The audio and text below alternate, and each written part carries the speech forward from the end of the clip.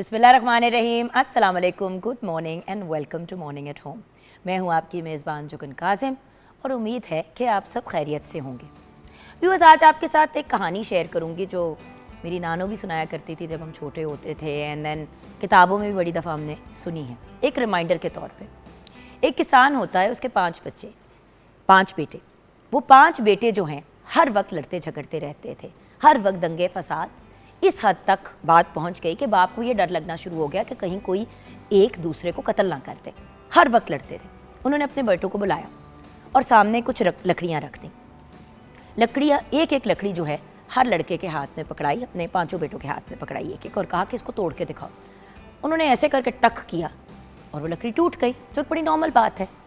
फिर उन्होंने 5 लकड़ियाँ उठाईं और 5 को साथ पकड़ के अपने बच्चों को कहा, अपने बेटों को कहा कि इसको तोड़ो। अच्छा, बार बार वो उस पूरी गट्ठी को पकड़ के तोड़ने की कोशिश करें, कहा कि हाथों से तोड़ के दिखाओ। जब बार बार वो कोशिश करें, उसको ब्रेक करने की कोशिश करें, वो नहीं टूटा। इस पॉइंट तक कि 5 भाई थक गए।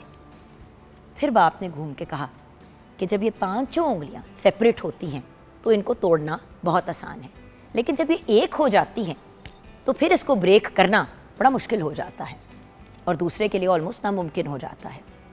यूनिटी में स्ट्रेंथ है। जब हम मिल के चीज़ें करते हैं एज अ फैमिली, या काम कर रहे होते हैं एज कॉलीग्स या एज फ्रेंड्स, जब सब मिलजुल के काम करते हैं तो एक तो अमन भी रहता है और उसके साथ साथ बहुत बड़े बड़े काम भी आसानी से हो जाते हैं। और बड़ी दफ़ा मैंने देखा है कि इंसान जो है वो कोई छोटा मोटा काम भी करने की कोशिश कर रहा हो तो वो अकेले नहीं हो पाता। I will give you an example.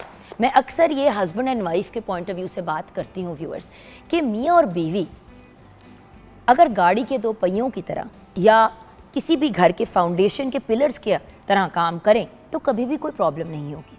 वही काम जो बीवी या शौहर बिल्कुल अकेले कर रहा होता है और एग्जॉस्ट हो जाता है उसके करते हुए और तंग हो जाते हैं, कोई भी काम हो, चलो हांडी पकाने की बात कर लेते हैं, या किसी का कोई मौका है, ओकेजन है, उसकी तैयारी की बात कर लेते हैं। अगर मैं अकेली किसी बड़े फंक्शन को अरेंज करने की कोशिश करती हूँ या कोई खाना भी बनाने की कोशिश करती हूँ तो मुझे टाइम लगेगा। मैंने सब्जियाँ भी काटनी हैं, मैंने गोश्त वगैरह बाकी सारी चीज़ें, सौदा भी ख़रीदना है, 1000 चीज़ों का ख्याल रखना होता है। लेकिन अगर वही हांडी अगर मैं अपनी बहन, अपने हस्बैंड, अपने बच्चों की हेल्प से बनाऊँ, किसी ने सब्जियाँ काट ली, किसी ने मसाले निकाल लिए, किसी ने चीज़ें तैयार कर दी, किसी ने जाके सौदा ले लिया, तो वही काम जो घंटों लगाता है वो फ्यू मिनट्स में हो जाएगा। और इसका एक बहुत अच्छा एग्जांपल है हमारा मॉर्निंग शो। मॉर्निंग शो पे हमारी जो शेफ़ भी आती हैं, वो आपसे जब मुलाकात करती हैं तो ऑलरेडी उनकी काम आधी से ज़्यादा उनकी तैयारी सामने रेडी होती है। बनाने का जब वक्त आता है तो वो हम ऑन एयर करते हैं। होता क्या है कि विदिन वो जो 1.5 घंटे का टाइम, क्योंकि देखें ना, जब तक हम बातचीत करके शेफ़ से रेसिपी लेते हैं तब तक लिटरली 20-25 मिनट्स ब्रेक श्रेक ये वो निकाल के कोई आधा घंटा निकल गया। अब 1.5 घंटा है आपके पास खाना पकाने का, और उससे भी 10 मिनट पहले, यानी कि 1 घंटे 20 मिनट में आपने 80 मिनट में कोई चीज़ तैयार करनी है। हम निहारी भी तैयार कर देते हैं, पाए भी तैयार कर देते हैं, ऐसी डिशेस जो लोग कहते हैं कि बड़ा टाइम लगता है। सो व्यूअर्स, टाइम ज़रूर लगता है, लेकिन उसके क्विकर तरीके भी हैं जो इंडिविजुअली भी कर सकते हैं, और अगर विद फैमिली करें। अब 2 दिन पहले घर पे गेट टुगेदर था, बल्कि काफ़ी दिन पहले गेट टुगेदर था, घर पे फ्रेंड्स आए हुए थे, बहुत मतलब हल्ला गुल्ला था ये वो। लेकिन उसकी तैयारी में मेरी तबीयत ख़राब थी, तो मैंने अपनी फ्रेंड निदा को कहा, मैडी को कहा, मालिका को कहा, ये 4-5 अपनी फ्रेंड्स को कहा। मैंने कहा यार मैं बहुत इस वक्त बिज़ी हुई हूँ, समझ नहीं आ रही। मैंने कहा, तो सब ने कहा कि बताओ हम क्या कर सकते हैं। एक ने डेकोर की जिम्मेदारी ले ली, एक ने इस चीज़ की रिस्पॉन्सिबिलिटी ले ली कि यार जब खाना निकालना होगा ना, जब गेस्ट के लिए डिनर निकालना होगा तो उसकी रिस्पॉन्सिबिलिटी मैं ले लेती हूँ, सारे स्टाफ वगैरह को मैं मैनेज कर लूँगी। एक ने म्यूज़िकल इवनिंग की चीज़ें हैंडल कर दी, और इस तरह बड़ी ही आसानी से व्यूअर्स इवेंट भी हुआ, मैंने भी इंजॉय किया, उन्होंने भी किया। हर बंदे की अपनी अपनी जिम्मेदारी थी, उसने हैंडल की। सो अल्टीमेटली व्यूअर्स, कोई भी काम अगर कोई इंसान बहुत अच्छे से करता है, अगर उसको उसके साथ सपोर्ट भी मिल जाए तो आप सोचें कि वो काम कितनी अच्छे तरीके से और कितने आसान अंदाज में हो सकता है। सो यूनिटी में ही स्ट्रेंथ है, इत्तेफाक में बरकत है अगर मिलजुल के चीज़ें करें। लेकिन उसके लिए एक बहुत इंपॉर्टेंट चीज़ चाहिए होती है व्यूअर्स, और वो है आपस में दोस्ती, अंडरस्टैंडिंग। इसीलिए कहती हूँ कि लड़ झगड़ के घर में आप अपने आप को नुकसान में कफारे में लेके जाते हैं, क्योंकि जब आप लड़ते हैं झगड़ते हैं आपस में लोगों की नहीं बनती तो फिर आपस में एक दूसरे की किसी की सपोर्ट भी नहीं होती। जब अनसपोर्टिव माहौल में कोई भी इंसान काम करता है तो फिर बड़ा मुश्किल हो जाता है। आइए किचन की तरफ बढ़ते हैं, जहां हमारी बहुत ही प्यारी और सपोर्टिव शेफ़ आमना इलियास हमारा इंतज़ार कर रही हैं। अस्सलाम वालेकुम। वालेकुम अस्सलाम। कैसी हैं? अल्हम्दुलिल्लाह बिल्कुल ठीक, आप कैसी हैं? अल्लाह का शुक्र। अब व्यूअर्स हमारे अगर आप शो का हिस्सा बनना चाहते हैं तो 042992000648 पे आप कॉल कर सकते हैं। मॉर्निंग एट होम हमारा फेसबुक का पेज है। सो आमना, जैसे कि वो कहानी सुनाई आपको याद आई होगी, हर बंदे की अपनी वर्जन है, मतलब उस कहानी का मॉरल एक ही है कि साथ मिल के रहोगे तो इत्तेफाक में बरकत है, अगर अलहदा हो जाओगे तो उन्हीं लकड़ियों की तरह टूट जाओगे, तोड़ देंगे। जैसे उस बाप ने अपने बेटों को एक लेसन है, एक उससे लेसन दिया। वही हम लोग जैसे काम करते हुए भी कहते हैं कि team work is the key to success.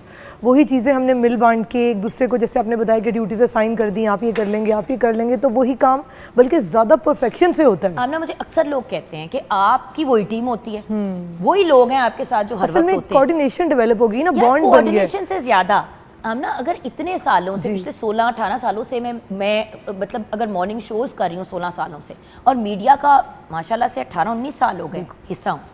सो मुझे एक बात बताओ, इतने अरसे में आपको समझ आ जाती है कि कौन लोग आपके साथ सिंसियर हैं, और दूसरी बात कौन लोग टीम में काम कर सकते हैं, कमिटेड हैं ऑब्वियसली अपने के साथ। सिंसियरिटी से ज़्यादा आपको वो बंदा चाहिए होता है।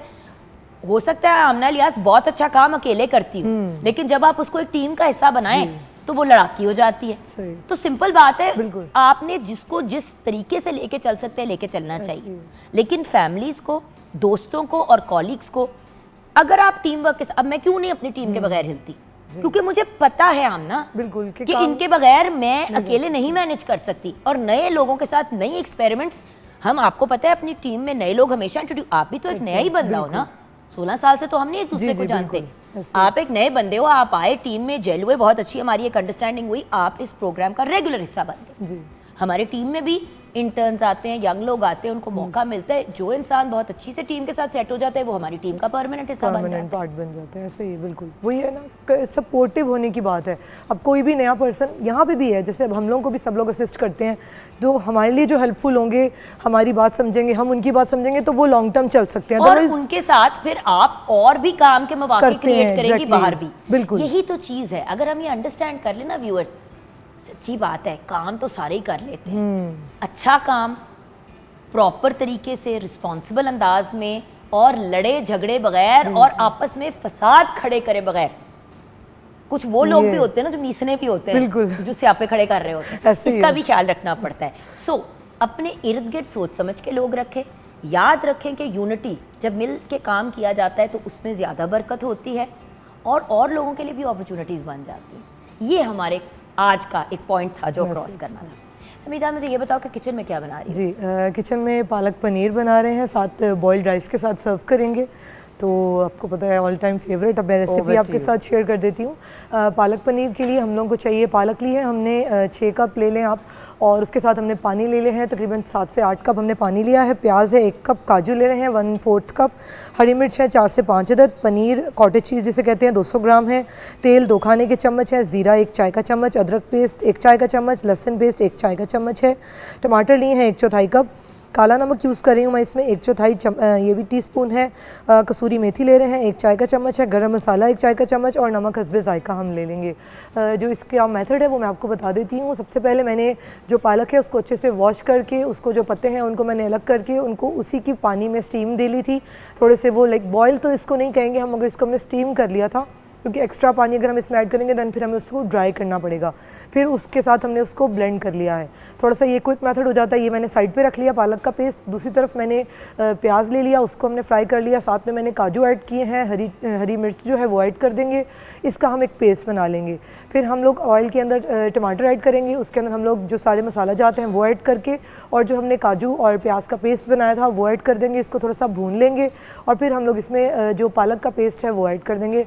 इसको हमने ऑलमोस्ट तकरीबन 30 to 45 मिनट्स कुक करना है, क्योंकि पालक आपको पता है थोड़ा सा अच्छे से कुक हो जाए, उसका कलर चेंज हो जाए, ऑयल सेपरेट हो जाए। देन इसमें मैं एक एडिशनल यूज़ करी, ऑप्शनल है, दूध मैं इसमें डालूंगी 1/4 कप ऑलमोस्ट मैं इसमें दूध ऐड करूँगी। ये पक जाए और आप फिर इसमें कसूरी मेथी भी डाल सकते हैं, अगर चाहें तो आप ताज़ा भी इसमें से फ्रेश मेथी अगर लेके उसको साफ़ करके वो भी आप इसमें ऐड कर सकते हैं। देन फिर कॉटेज चीज़ है, उसके क्यूब्स कर लिए, उसे फ्राई कर लिया, एंड देन वो फिर हम लोग सर्विंग के टाइम ऐड करेंगे। हम लोग राइस के साथ सर्व कर रहे हैं, आप चपाती राइस जो भी प्रेफरेंस हो उसके साथ आप इसको सर्व कर सकते हैं। यहाँ पे मैं एक बात ज़रूर कहूँगी कि काजू की पेस्ट से डरे मत, अगर काजू आप नहीं अफोर्ड करते तो बेशक काजू स्किप कर दें, जहाँ बादाम डालने या जो चार बादाम मगज डाल होते लें हैं या वो काजू डाल डाल सकते लें। हैं। अगर दोनों का ऑप्शन नहीं है, बिल्कुल, पोर्टेबल नहीं है, तो optional, बेशक ना totally। डालें। ये पूरी रेसिपी एज इट इज बना लें, बस एंड में थोड़ी सी क्रीम डाल दीजिएगा, वो अल्टरनेट हो जाएगी पालक पनीर के अंदर, पर थोड़ी सी, बिल्कुल 2 टेबलस्पून सिर्फ डाल के उसको मिक्स कर दीजिएगा तो वो क्रीमी टेक्सचर आ जाएगा। मैं भी पिछले दिनों जब बना रही थी पालक पनीर घर पे, तो मतलब कोई भी नट्स घर में नहीं थे। अब चीज़ बीच में होती है तो भेज देना लेने के लिए वही, तो खैर मैंने क्या किया कि एंड में थोड़ी सी जो उसका क्रीमीनेस कम थी, क्रीम डाल दी, टेस्ट बिल्कुल वही टेस्ट आ जाता है, बिल्कुल ठीक है ना। सो ये एक बड़ा बेहतर ऑल्टरनेटिव होता है। अच्छा, आज बाय द वे पाकिस्तान समेत दुनिया भर में वर्ल्ड एस्थमा डे यानी कि दमे का आलमी दिन मनाया जा रहा है, तो उस दिन की मुनासबत से ब्रेक के बाद हम बात करेंगे और bye the way viewers world asthma day भी डिस्कस करेंगे, और उसके साथ साथ जो अगला हमारा सेगमेंट है वो बड़ा ही इंपॉर्टेंट है, स्पेशली पेरेंट्स के लिए। आज हम बात करेंगे एडोलेसेंट्स या टीनेजर्स में जो बहुत से मसाइल आने, आजकल हम बहुत से लोग कंप्लेन करें कि यार बच्चे ऐसे पागल हो जाते हैं, बिगड़ जाते हैं, मतलब 10-12 साल की उम्र से लेके 18-20 साल की उम्र तक का जो एज रेंज होती है, जिसको हम टीनेजर्स कहते हैं या एडोलेसेंस का पीरियड कहते हैं या प्यूबर्टी का पीरियड कहते हैं, हमने इस पे भी बात करनी है और हमने कुछ एक्सपर्ट्स को बुलाया है कि टीनेजर्स को कैसे हैंडल किया जाए आजकल के टेक्नोलॉजिकली एडवांस ज़माने में। लेकिन अभी ब्रेक की तरफ चलते हैं, ब्रेक के बाद शुरू करेंगे अपना वर्ल्ड एस्थमा डे वाला सेगमेंट। हमारे साथ रहिए।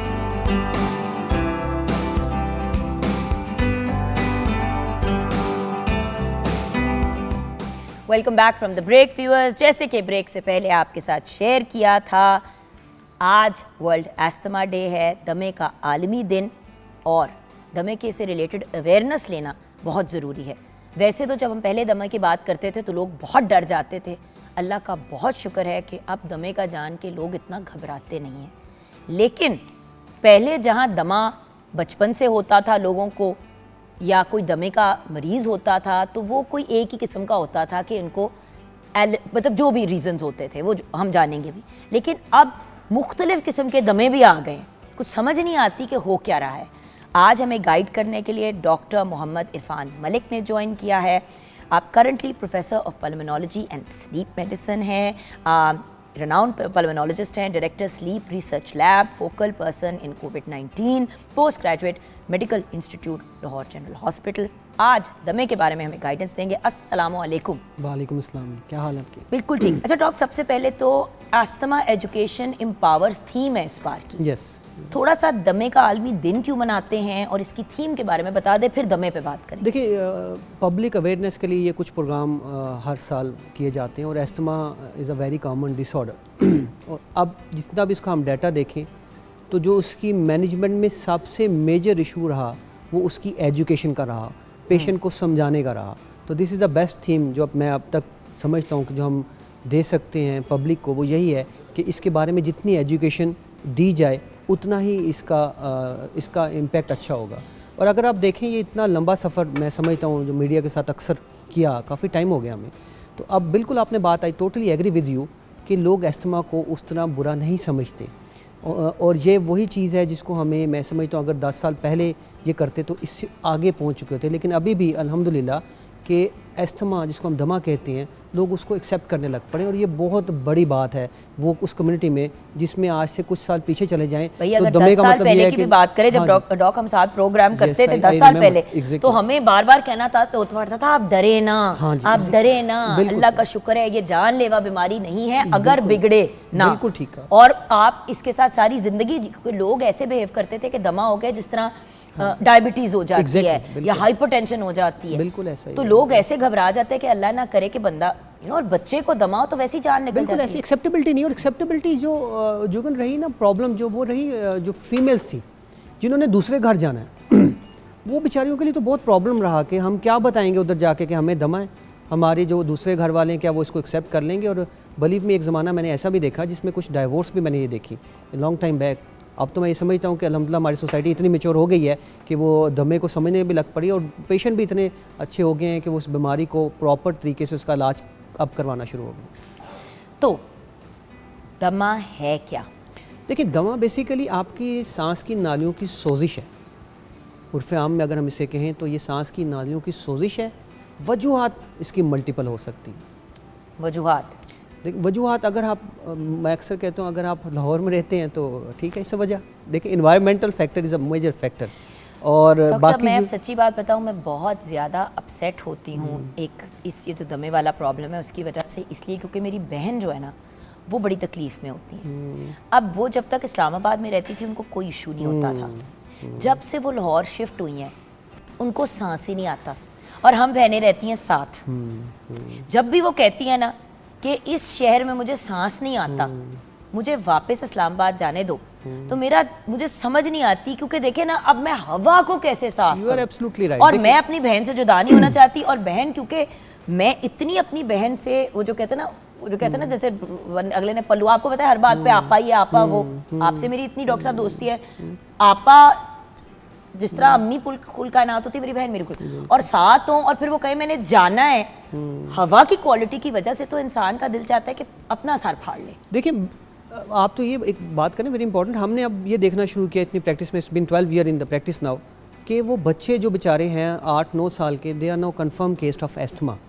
लेकिन अनफॉर्चुनेटली 80% तो बात होती है कि वो जेनेटिक प्रेडिस्पोजिशन है, 20% में ये इन्वायरमेंट, बाकी चीज़ें तो हम जो बात करते हैं मेरे बच्चे भी दोनों छोटे, हमजा इन इश्यूज से नहीं गुजरा, वो 18 साल का हो गया अल्हम्दुलिल्लाह, जो हसन और नूर फेस कर रहे हैं। 7 साल का मेरा बच्चा, हर सर्दी आने लगती है हमारा सांस रुक जाता है कि अब इसका शुरू हो जाएगा नेबुलाइजिंग। बेचारे का छोटा सा लंग है और उसमें आप कौन सी एयर उसको कहने कि वो इनहेल करे, ये तो एक म्यूचुअल रिस्पॉन्सिबिलिटी है। और आपको मैं एक इंटरेस्टिंग बात बताऊं, एक थंडर स्टॉर्म एस्थमा आ गया, इट्स अ न्यू टर्मिनोलॉजी, जो अब पिछले दिनों I was at a conference, वहाँ पे हम डिस्कस कर रहे थे।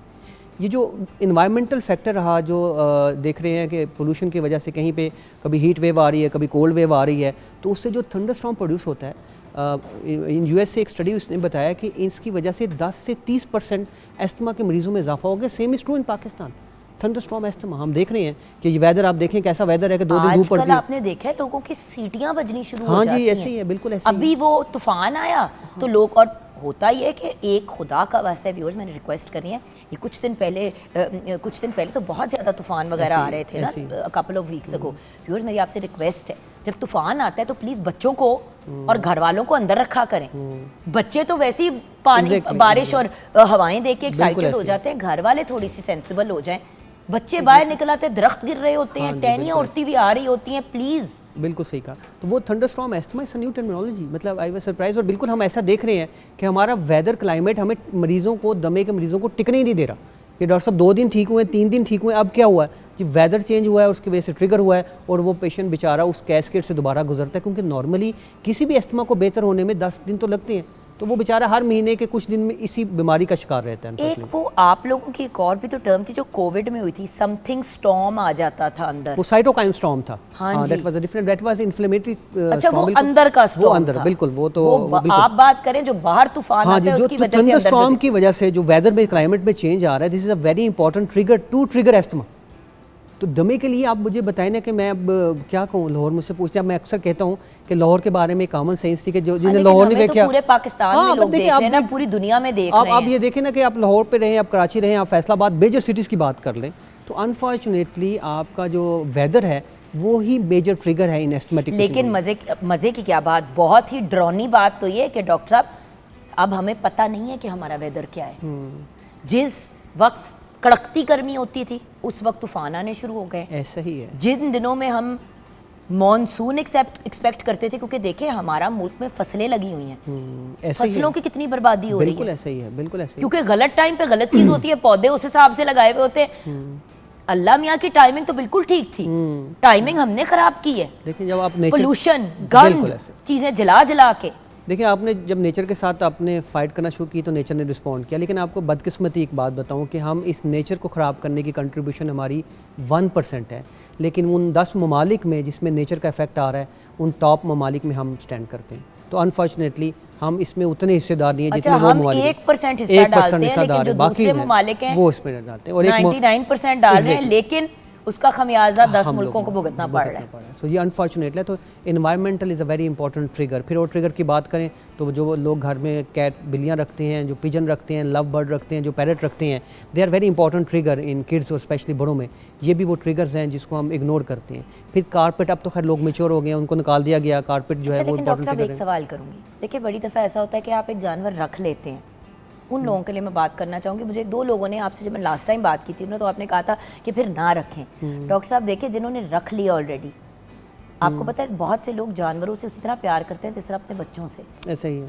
उन लोगों के लिए सोल्यूशन भी बता दें भाई। अगर तो आपका नॉन प्रॉब्लम है दमे की और आपको पता है कि आपको बिल्लियों का या कुत्तों का जो बाल होते हैं वो आपको तंग करते हैं, तो प्लीज़ आप जानवर ना रखें, चाहे आपको कितना भी प्यार है, क्योंकि वो जानवर के साथ ज्यादती है कि फिर रख के आपको उसको भेजना पड़ता है। लेकिन अगर इस टाइप की चीज़ हो तो फिर डॉक्टर साहब कम से कम उस जानवर को रखने का कोई हल बता दें। देखिए डिफिकल्ट क्वेश्चन है, लेकिन ठीक है, आई एग्री विद आप यू कि हम समझ लोग रहे हैं ना, लोग देखते कहते हैं हमने अपने बच्चों की तरह इस बिल्ली को पाला है, अब डॉक्टर कह रहा है इसको भेज दें, तो वो फिर वो सारी चीजें करते हैं जो आप कह रहे हैं, लेकिन जानवर नहीं फील करते। मैं अब इसको जवाब बताता हूँ। देखिए बात ये है कि ये जो क्या कैट एस्थमा ट्रिगर करती है, येस या नो, तो आंसर इज येस, इसमें कोई दो राय नहीं।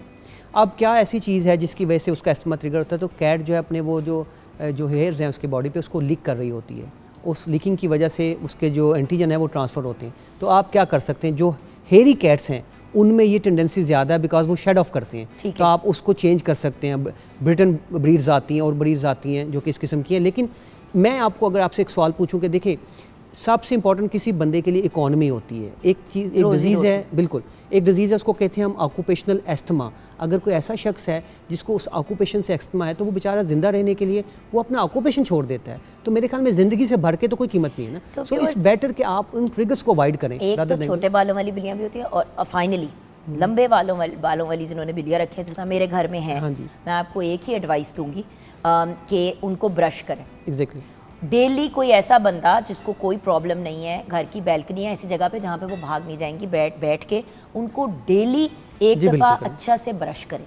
एटलीस्ट वो एक्स्ट्रा उड़ने वाले बात आ जाएंगे, कुछ मामला ज़रा बेहतर हो जाए। बिल्कुल सही कहा, बिल्कुल आपने ठीक है। बल्कि कुछ लोग तो उसको ट्रिम भी करवा देते हैं। अब और बाय द वे उनमें से एक बिल्ली जो है, बिल्लियाँ जो हैं उनमें से 2 बिल्लियाँ तो आपा की अपनी है, लेकिन मज़े की बात बताऊँ डॉक उनको नहीं है अस्थमा बिल्लियों से, क्योंकि यही बिल्लियाँ जब इस्लामाबाद में उनके पास थी, एनवायरमेंटल फैक्टर कोई मसला नहीं था। ठीक है, सो आपने आइडेंटिफाई कर लिया ना कि environmental is the major factor. Because हमारी पूरी फैमिली में बचपन से हम सारे पेट्स रखते आ रहे हैं डॉक्टर साहब, कुछ आपको आदत भी पड़ जाती है। सो जो लोग पेट्स के साथ बड़े हुए हैं उनकी एक दम से नहीं होती, वो फिर हर बंदा कहता है कि जी आपकी बिल्लियों की वजह से। मैं कहती हूँ हमें बिल्लियों से नहीं है। बहुत इंपॉर्टेंट पॉइंट है। देखिए इसमें 2 स्कूल ऑफ थॉट है, मैं आपको क्लियर बताऊं। बात बिल्ली पे डाल बिल्कुल, मैं आपको बताता हूँ। देखिए कुछ लोगों का कहना ये है, कुछ जो हमारे रिसर्चर हैं वो ये कहते हैं कि अगर बच्चे को अर्ली आप इस चीज़ से एक्सपोजर करवा देते हैं तो उनमें एस्थमा की टेंडेंसी कम हो जाती है। आप देखें कि कुछ लोग बच्चे जो हैं वो गंदे पानी में चल रहे हैं, उनको कुछ नहीं हो रहा, तो ऐसा क्या है? इसको कहते हैं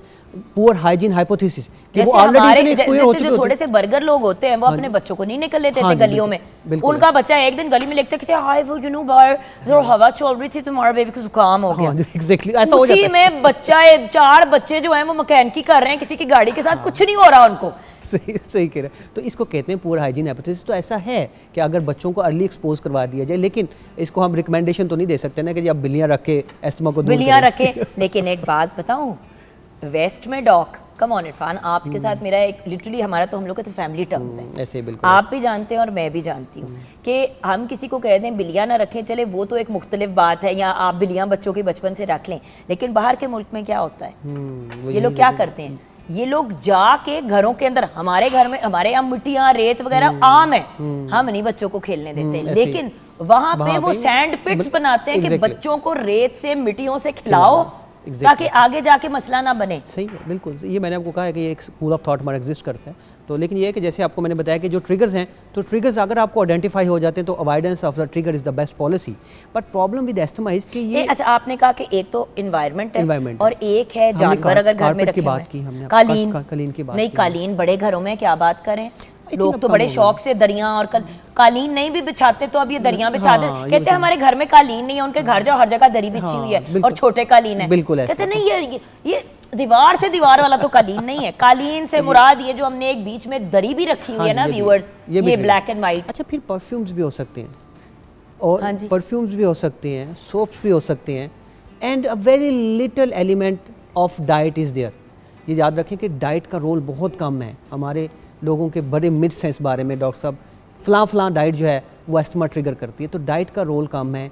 environmental, genetic and indoor pollutant ज़्यादा। अच्छा, दमे के कुछ तकाजे, कुछ प्रोटोकॉल्स होते हैं, कुछ चीज़ें होती हैं। ब्रेक के बाद व्यूअर्स, अगर किसी को दमा हो जाता है तो एक्चुअली अंदर हो क्या रहा होता है वो डॉक्टर साहब ज़रा हमें नॉन टेक्निकल टर्म्स में समझाएंगे।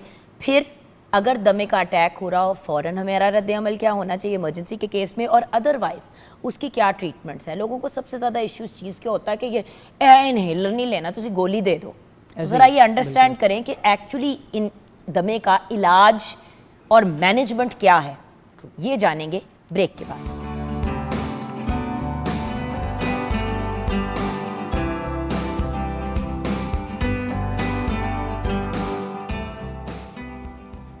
Welcome back from the break viewers. Doctor Mohammad Irfan Malik हमारे साथ हैं। डॉक्टर इरफान से हम बात कर रहे हैं दमे की, क्योंकि आज पाकिस्तान समेत दुनिया भर में दमे का आलमी दिन यानी कि वर्ल्ड एस्थमा अवेयरनेस डे मनाया जा रहा है। डॉक, ब्रेक से पहले हमने जनरल बात तो कर ली कि क्या क्या मामलात, क्या क्या चीज़ें, व्हाटएवर। दमा है ये आपको कैसे पता चलेगा? डायग्नोसिस इसका कैसे होता है? Very simple question. नहीं, आजकल लड़कों कहते हैं मुझे डिप्रेशन है, मुझे एंजाइटी है, you know I am asthmatic, तो वो मतलब ठीक हर बंदे को तो नहीं होता ना। 4 सिम्टम्स हैं आपको जिनको याद रखना है। खांसी, सांस में सीटियों की आवाज़ का आना, चलने से सांस का फूलना या सांस में तंगी। इनमें से कोई एक अलामत कभी हो, कभी ना हो और किसी चीज़ से भर जाए। चलें इसका सिनेरियो मैं आपको डिज़ाइन कर देता हूँ। क्योंकि मरीज़ आता है कि डॉक्टर साहब मुझे खांसी या सांस में सीटियों की आवाज़ आती है, रात को और अर्ली मॉर्निंग ज़्यादा होती है, सर्दियों में होती है और गर्मियों में नहीं होती। अगर मैं मट्टी में जाऊँ तो ये भर जाती है, तो मुझे किसी टेस्ट की ज़रूरत नहीं है, किसी एग्जामिनेशन की ज़रूरत नहीं है। With the confidence I can say that patient is suffering from asthma. तो दमे की यही अलामत है। 80% जो दमा है हम मरीज़ की हिस्ट्री से डायग्नोस कर लेते हैं। फिर आप अगर उसकी हिस्ट्री डिग आउट करते हैं तो पता लगता है कि जी फैमिली में किसी को ये प्रॉब्लम थी, और ये प्रॉब्लम मैं आपको फेफड़ों की बता। बड़े तो बता सकते हैं आप, बच्चों का कैसे पता चलेगा? बच्चों का देखें, this is another important question. बच्चे तो टिकते ही नहीं है। बच्चे अगर सारा वक्त उछल रहे हैं तो सांस तो उनको हर वक्त ही चढ़ा होता है। अच्छा देखिए, बच्चों में पहले 2-3 साल तक हम एस्थमा को डायग्नोज नहीं करते, ये याद रखें। हम बच्चे को जब भी देखते हैं तो उसको कुछ प्री रिक्विजिट देखते हैं कि क्या बच्चे की जो बर्थ है वो नॉर्मल हुई थी, क्या बच्चे का जो फीडिंग उसने ली वो मदर थी, काउ मिल्क था या पाउडर मिल्क था। उसके बाद क्या इस बच्चे की फैमिली में किसी को टेंडेंसी है एलर्जी की। फिर 2 साल बाद अगर किसी भी बच्चे को कभी हल्का फुल्का नज़ला ज़ुकाम भी हो और वो बेहतर होने में 10 दिन से ज़्यादा ले, तो फिर हम समझते हैं कि ये प्रोबेबिलिटी हो सकती है कि ये बड़ा होकर एस्थमा डेवलप कर सकता है। तीसरे साल के बाद अगर किसी बच्चे में यही सिम्टम साल में 2 दफ़ा आ जाएं, तो you don't have time to waste for further investigation. So बच्चों में भी हम 3 साल और आइडली 5 ईयर के बाद उनको एस्थमा डिक्लेयर कर देते हैं। अच्छा डॉक्टर साहब, एंजाइटी जिन लोगों को होती है उनको भी अक्सर सांस की तंगी हो जाती है, वो एक फिजिकल चीज़ में कन्वर्ट हो जाती है, ठीक है, और उसमें भी इनहेलर देते हैं। जी देखिए, नहीं पहले इसको डिफरेंशिएट करें ना। एंजाइटी है और आप एस्थमेटिक हैं तो वो क्या करेगा, एस्थमा को ट्रिगर करेगा। एस्थमा प्रोन है। हाँ बिल्कुल। अगर एस्थमेटिक है और वो कहता है मुझे एंजाइटी है और मुझे एस्थमा है और वो रात को सुकून से सो रहा है, तो वो तो एस्थमा नहीं है, because asthma usually trigger at night और अर्ली मॉर्निंग। इसका मतलब ये है कि आपको हिस्ट्री को डिग आउट करना चाहिए, और अगर एंजाइटी ही कल्पिट है तो manage anxiety rather than asthma. अगर आप एंजाइटी को मैनेज नहीं करेंगे, इनहेलर देते रहेंगे, तो वो ट्रिगर तो उसका वहीं पे रहा, तो वो मरीज़ तो बेहतर नहीं होगा और वो बढ़ता जाएगा। तो वो बढ़ता जाएगा एग्जैक्टली। तो इसमें जो ट्रिगर्स हैं उनकी avoidance is the first policy. हाँ जी। अच्छा, अब मुझे ये बताइए कि एस्थमा के इलाज की तरफ अगर हमने जाना है, अगर दमे का अटैक हो रहा है तो क्या करें? अच्छा ठीक, अब आपने 4 अलामत बड़ी क्लियरली, मैं I am going to revise this symptom. Cough, खांसी, सांस का फूलना, सांस में से सीटियों की आवाज़ का आना या सांस में रुकावट महसूस होना। अगर ये आप में अलामत हैं तो ये दमे को फेवर करती हैं, अगर कभी हैं और कभी ठीक हो जाती है, नंबर 1 बात। नंबर 2, अगर आपको दमा डिक्लेयर हो गया है और आप समझते हैं कि आपकी खांसी बढ़ गई है या आप बात भी कंप्लीट नहीं कर पा रहे अपनी और आपका सांस फूल रहा है, तो ये वो दमा की वो अलामत हैं जो बता रही हैं कि ये अब ट्रिगर हो गया है। अब जो भी दमे का मरीज़ है, डॉक्टर्स यूजुअली उसको बता रहे होते हैं कि जी ये आपका जो इन्हेलर है ये रेस्क्यू इन्हेलर है, इसका मतलब है ये वो इन्हेलर है जो आपने इमरजेंसी फॉर्म में लेना है, और ये जो इन्हेलर है ये प्रिवेंटिव है जो आपने मुस्तकिल रहना है। तो जो पेशेंट है उसको ये पता होना चाहिए कि ये मेरा रेस्क्यू इन्हेलर है। अच्छी बात ये है, रेस्क्यू इनहेलर में क्या होता है जो दूसरे में नहीं होता? This I was going to answer. मैं वही सो सबसे अच्छी बात ये है कि आजकल के ज़माने में रेस्क्यू और प्रिवेंटिव एक ही इन्हेलर हो गया। चलो अल्लाह सो का यू शुक्र डोंट हैव टू वरी कि आपने 2 इन्हेलर लेने हैं। सो इन दोनों इन्हेलर में आप हैरान हो जाएंगे कि हम जब पढ़ाते थे, इतना अरसा हमने पढ़ाया, 2021 में जाके आपको पता लगा कि एक ही इन्हेलर, जिसका मैं ब्रांड नेम नहीं लूँगा, जेनरिक नेम ले रहा हूँ, वेंटोलिन, नीले रंग का, बड़ा अच्छा है। Ventolin should not be use now, this is the recommendation globally.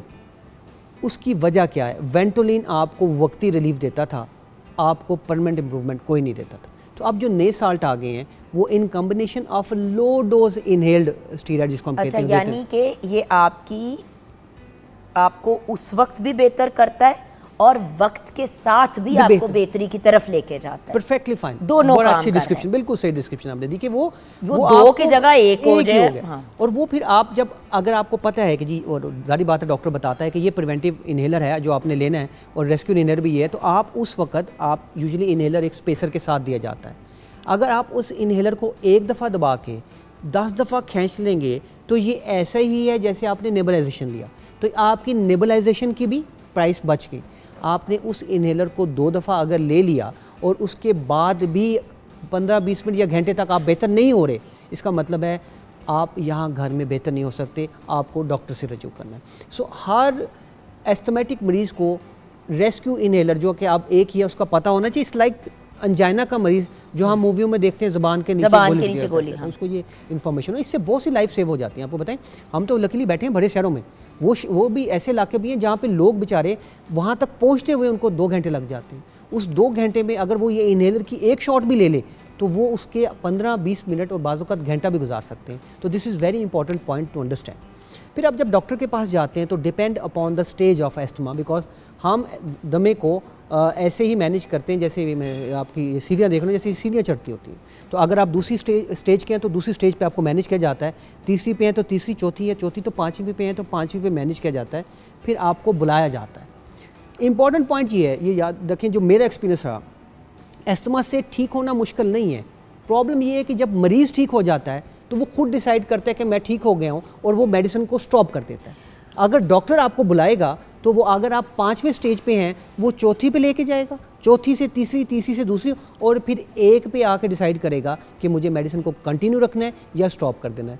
This what asthma education is, जो हम इस दफ़ा थीम कहते हैं। मज़े की बात यह कि आप दमे के बारे में ये बात कर रहे हैं। आपको याद है हम टीबी के बारे में भी कितनी दफ़ा बात कर चुके हैं। ट्यूबरकुलोसिस में क्या करते हैं, कितनी दफ़ा आपने बल्कि मैं आपके पास एक बिगड़ा हुआ केस, जो मेरे घर में बच्ची काम करती थी, आपको याद होगा। बिल्कुल सर। एक ज़माने में व्यूअर्स, मेरे घर में एक बच्ची जॉब करती थी, बड़ी स्वीट सी आई, 21-22 साल नहीं, बल्कि आई थिंक 19 या 20 की थी वो, 18-19 साल की थी, मैक्सिमम मेरे ख्याल से 20 की होगी। हाइट भी उसकी कोई खास ज़्यादा नहीं थी, छोटे कद की थी। मुझे इसलिए पता है कि उसकी एज क्या थी, क्योंकि मैंने उसका आईडी कार्ड मांगा था। मैंने कहा मुझे उसका बेफॉर्म आईडी कार्ड दें, अगर ये 18 साल से कम किया, मैंने इसको जॉब पे नहीं रखना। खैर जो भी हो, ये वही है जो मैंने आपके पास भेजी थी और आपने कहा था जुगन इसको तो टीबी थी, ड्रग रेसिस्टेंट इसको टीबी हो गई थी। याद है आपको? बिल्कुल शॉर्ट से हाइट की, थोड़ी dark skin tone, I remember. अच्छा जुगन, ऐसा ये केस बहुत कॉमन है व्यूअर्स। मैं जो बता रही हूँ बाद में आपको क्लियर कर दूं कि टीबी में अक्सर ऐसा होता है कि दवाई दी जाती है, फॉर एग्जाम्पल उस वक्त दी जाती थी 6-6 महीने की, साल की भी लोग लेते थे, 2 हफ्ते, 3 हफ्ते, 4 हफ्ते। लो जी, 4 हफ्ते में मेरी तबीयत बिल्कुल सेट हो गई है, डॉक्टर से रुजू करना भी छोड़ दिया, दवाइयां भी छोड़ दी। क्या हुआ? आपने 1 महीना ली, बाकी 6 महीने नहीं ली। कुछ देर आपकी तबीयत सेटल रही और उसके बाद खांसी आपको लगी और ऐसी ढीठ लगी कि फिर ड्रग रेजिस्टेंट टीबी हो गई। ऐसे बिल्कुल सही। तो वही प्रॉब्लम दमे में होती है। आप 0 पे बिल्कुल खत्म होने वाला होता है मामला, तो आप बिल्कुल ही छोड़ देते हैं, मसला खराब हो जाता है। I must appreciate you, very good example. देखिए आपने तो वो सारी चीज़ों को फाइनलाइज कर दी, ऐसा ही है। अच्छा जुगन, ये जो प्रॉब्लम है ना, ये सिर्फ हमारी इन 2 डिजीज़ के साथ नहीं, ये अलमी है हमारा ओवरऑल। एक पेशेंट जब ब्लड प्रेशर का भी ठीक होता है ना, वो भी तीसरे दिन छोड़ता है, लेकिन वो उससे डरता है ब्लड प्रेशर से। उसको ख्याल है कि ब्लड प्रेशर से मौत होती है तो मुझे इसको रेगुलर लेना है। किसी भी बीमारी को तभी हम कहते हैं कि रेगुलर फॉलोअप किया जाए। एस्थमा का उर्दू का नाम मुझे बहुत पसंद है, दमा। हाँ, और आई लाइक कि हम उस बंदे को अप्रिशिएट करें जिसने इसको दमा कहा। क्यों? उसकी वजह ये है, नहीं, हम उनको अप्रिशिएट कर लेंगे जरूर क्योंकि वो तो मैं बड़े लोग बताता हैं, हूँ। लेकिन दमा हाँ, अच्छा वर्ड तो देखिए- नहीं है। देखिए दमे को एस्थमा सुनकर ही से- दमा ने हो जाता है बंदे को। आपको पता है कि एस्थमा के मरीज का प्रॉब्लम क्या है?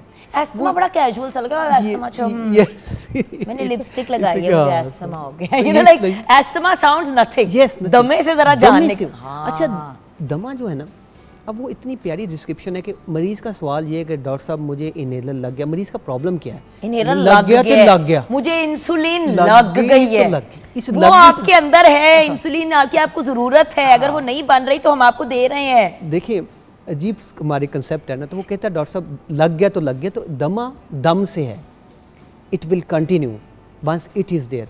यस, इन एलोपैथी हम ये कहते हैं कि अल्हम्दुलिल्लाह अल्हम्दुलिल्लाह we can control asthma. Asthma control हो जाता है, और अल्हम्दुलिल्लाह अगर आपने प्रॉपरली उसको फॉलोअप किया है, हमने एक सिंगल डेथ नहीं देखी। हमने हमेशा उस वक्त प्रॉब्लम लेकिन देखा। डॉक्टर साहब, जब मैं आई रिमेंबर जब मैं छोटी थी, जो मुझे पता है कि 1900 डूड की बात है, उसके कुछ साल बाद आप भी पैदा हो गए थे, तो मुझे ये बताइए कि 1900 डूड के जो पैदा हुए हुए लोग हैं वो ये बताएं कि हम जब छोटे होते थे कि यार आपको याद है, हाय हाय ਉਹਦੇ ਤੇ ਦਮਾ, ਉਹਦੇ ਮੁੰਡੇ ਨੂੰ ਦਮਾ ਸੀ, ਉਹ ਤੇ ਫੌਤ ਹੋ ਗਿਆ। हंस क्यों रहे हो? हंसने वाली बात तो नहीं है डॉक्टर साहब।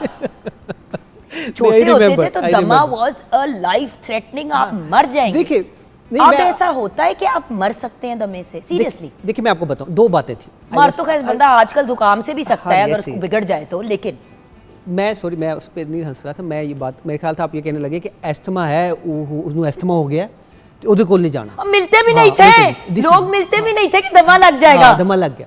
सो ये मेरे ज़हन में ये था कि यू आर गोइंग टू नहीं नहीं, बट ये भी था। ये भी था। एक तो मिलने नहीं हाँ, देते थे, कि- दूसरी बात यू नो अक्सर ओदे पता था मुंडा फौत हो गया ऑन दमा सी। Absolutely right. अब ये झूठ बोल रहे होते थे No. उस वक्त लोग, या असल में लोग No, no, फौत ऐसा होते? नहीं था। देखिए मैंने आपको एक बात बताई कि 50 साल वेंटोलिन, हम भी इसमें शामिल हैं, हमने भी तो दिया ना, हम तो पढ़ा रहे थे। वेंटोलिन के साथ एक प्रॉब्लम था। वेंटोलिन के साथ प्रॉब्लम ये था कि मरीज़ वक्ती तौर पे बेहतर हो जाता था, नीचे उसका दमा चलता रहता था। और ये मरीज़ जो थे, ये मरीज़ जब यकदम डिस्टर्ब होते थे तो वो अपनी रेगुलर मेडिसिन लेते थे और डेथ होती थी।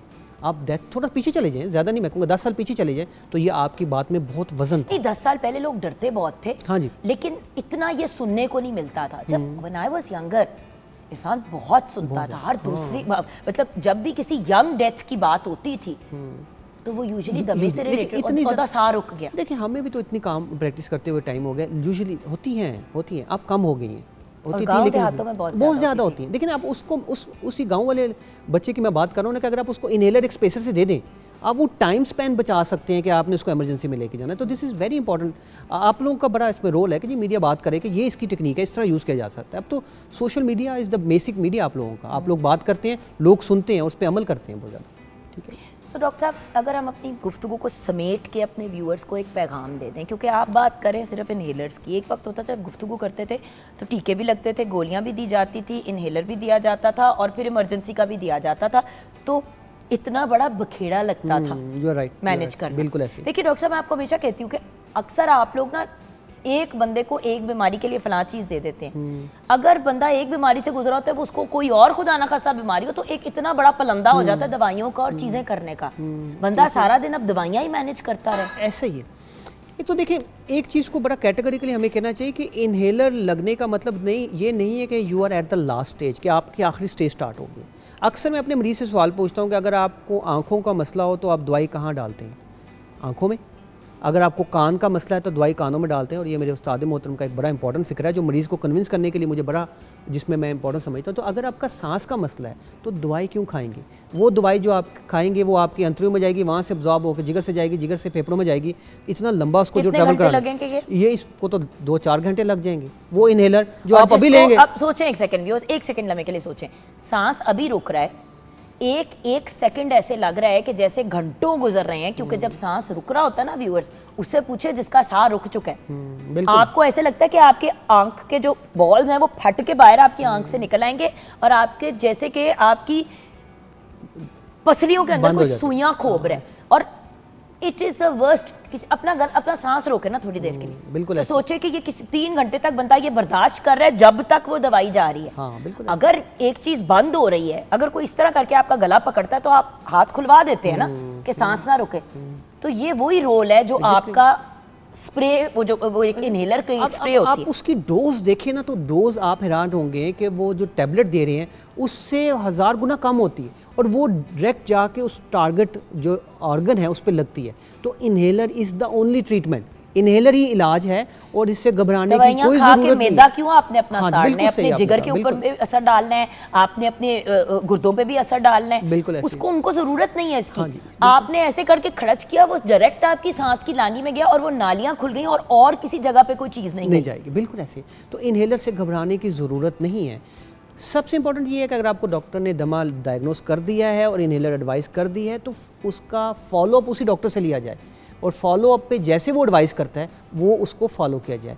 फिर एक चीज़ जो मैं कैटेगरिकली बार बार आपके प्रोग्राम में भी किया, आप भी इस पर फोकस करते हैं कि वैक्सीनेशन फ्लू की ज़रूर करवाएं। अगर आप यंगर देन 60 ईयर हैं तो आपको फ्लू वैक्सीनेशन करवानी चाहिए, विच इज़ नॉट कॉस्टली। देखें, मैं ये समझता हूँ साल में इतने का हम इससे ज़्यादा हम बर्गर खा चुके होते हैं जितने की उसकी कॉस्ट है। फ्लू शॉट देखिए, सारी वैक्सीन फ्री में हमारे मुल्क में ऑलमोस्ट लग जाती Almost, है। एक फ्लू शॉट है वो लगवा लिया करें, और बाय द वे दिसंबर में नहीं लगाना, हाँ जी, सितंबर अक्टूबर में लगा लें, बिल्कुल ठीक, इससे पहले के मसला हो। Prevention is better than cure, बिल्कुल ठीक। So your final words to our viewers. जी थैंक यू। फाइनल यही है कि जी दमा कोई लाइलाज मर्ज़ नहीं है, इसका इलाज मौजूद है, और इसकी कुछ एहतियात होती हैं जिसमें हमने बताया, जैसे बिल्ली से कबूतर, तोता, स्मोकिंग, इन्वायरमेंटल पोल्यूशन, इससे कोशिश करें अपने आप को अवॉइड करें। अगर आपको डॉक्टर ने दमा डिक्लेयर कर दिया है तो फिर उसका इलाज रेगुलर कराएं और रेगुलर फॉलोअप रखें। इंशाल्लाह ताला आप एस्थमा को कंट्रोल कर सकते हैं, इसमें घबराने की ज़रूरत नहीं। और जब वो स्मोकिंग की बात करते हैं तो इसमें वेप्स भी इंक्लूडेड हैं। वो सारे लोग जो दंदियाँ निकाले, हाँ मैं तो सिगरेट छोड़ दिया, मैं तो वेप करता हूँ, वेप भी उतना ही बुरा है। आपकी सांस की नालियाँ बर्बाद हो गई हैं, वैसे तो वैसे भी नहीं आपको करना चाहिए, बुरी चीज़ है। बिल्कुल ठीक। सिगरेट नोशी और vaping both is bad for your health. But दमा है तो सिगरेट छोड़ दी और कहा कि जी हमने वेपिंग शुरू कर दी है। जब वो स्मोकिंग की बात करते हैं उसमें हर वो चीज़ डिवाइस इंक्लूडेड है, बिल्कुल सही है। जो आप स्मोक कर सकते हैं। ऐसे ही है। मेरी रिक्वेस्ट है आप सबसे स्पेशली, और जिसको दमा है उसका तो ख्याल रखना है, लेकिन उसके घर वाले भी एहतियात करें। घर में आप पी रहे हैं, वो नहीं पी रहा, तो वो उतना ही बुरा है। इस नोट पे हम ब्रेक की तरफ जाएंगे। यंग लोगों की बात करनी है, बिल्कुल सही। आपने तो यंग ओल्ड सबकी बात कर ली ना, अब हमने ब्रेक के बाद बात करनी है एडोलेसेंट्स की, यंग लोगों की। वो जो 10 से 21 साल की उम्र होती है ना, ये बड़ी मुश्किल स्टेज होती है, स्पेशली जो टीन्स का टाइम होता है, उस पर डिस्कशन करेंगे ब्रेक के बाद।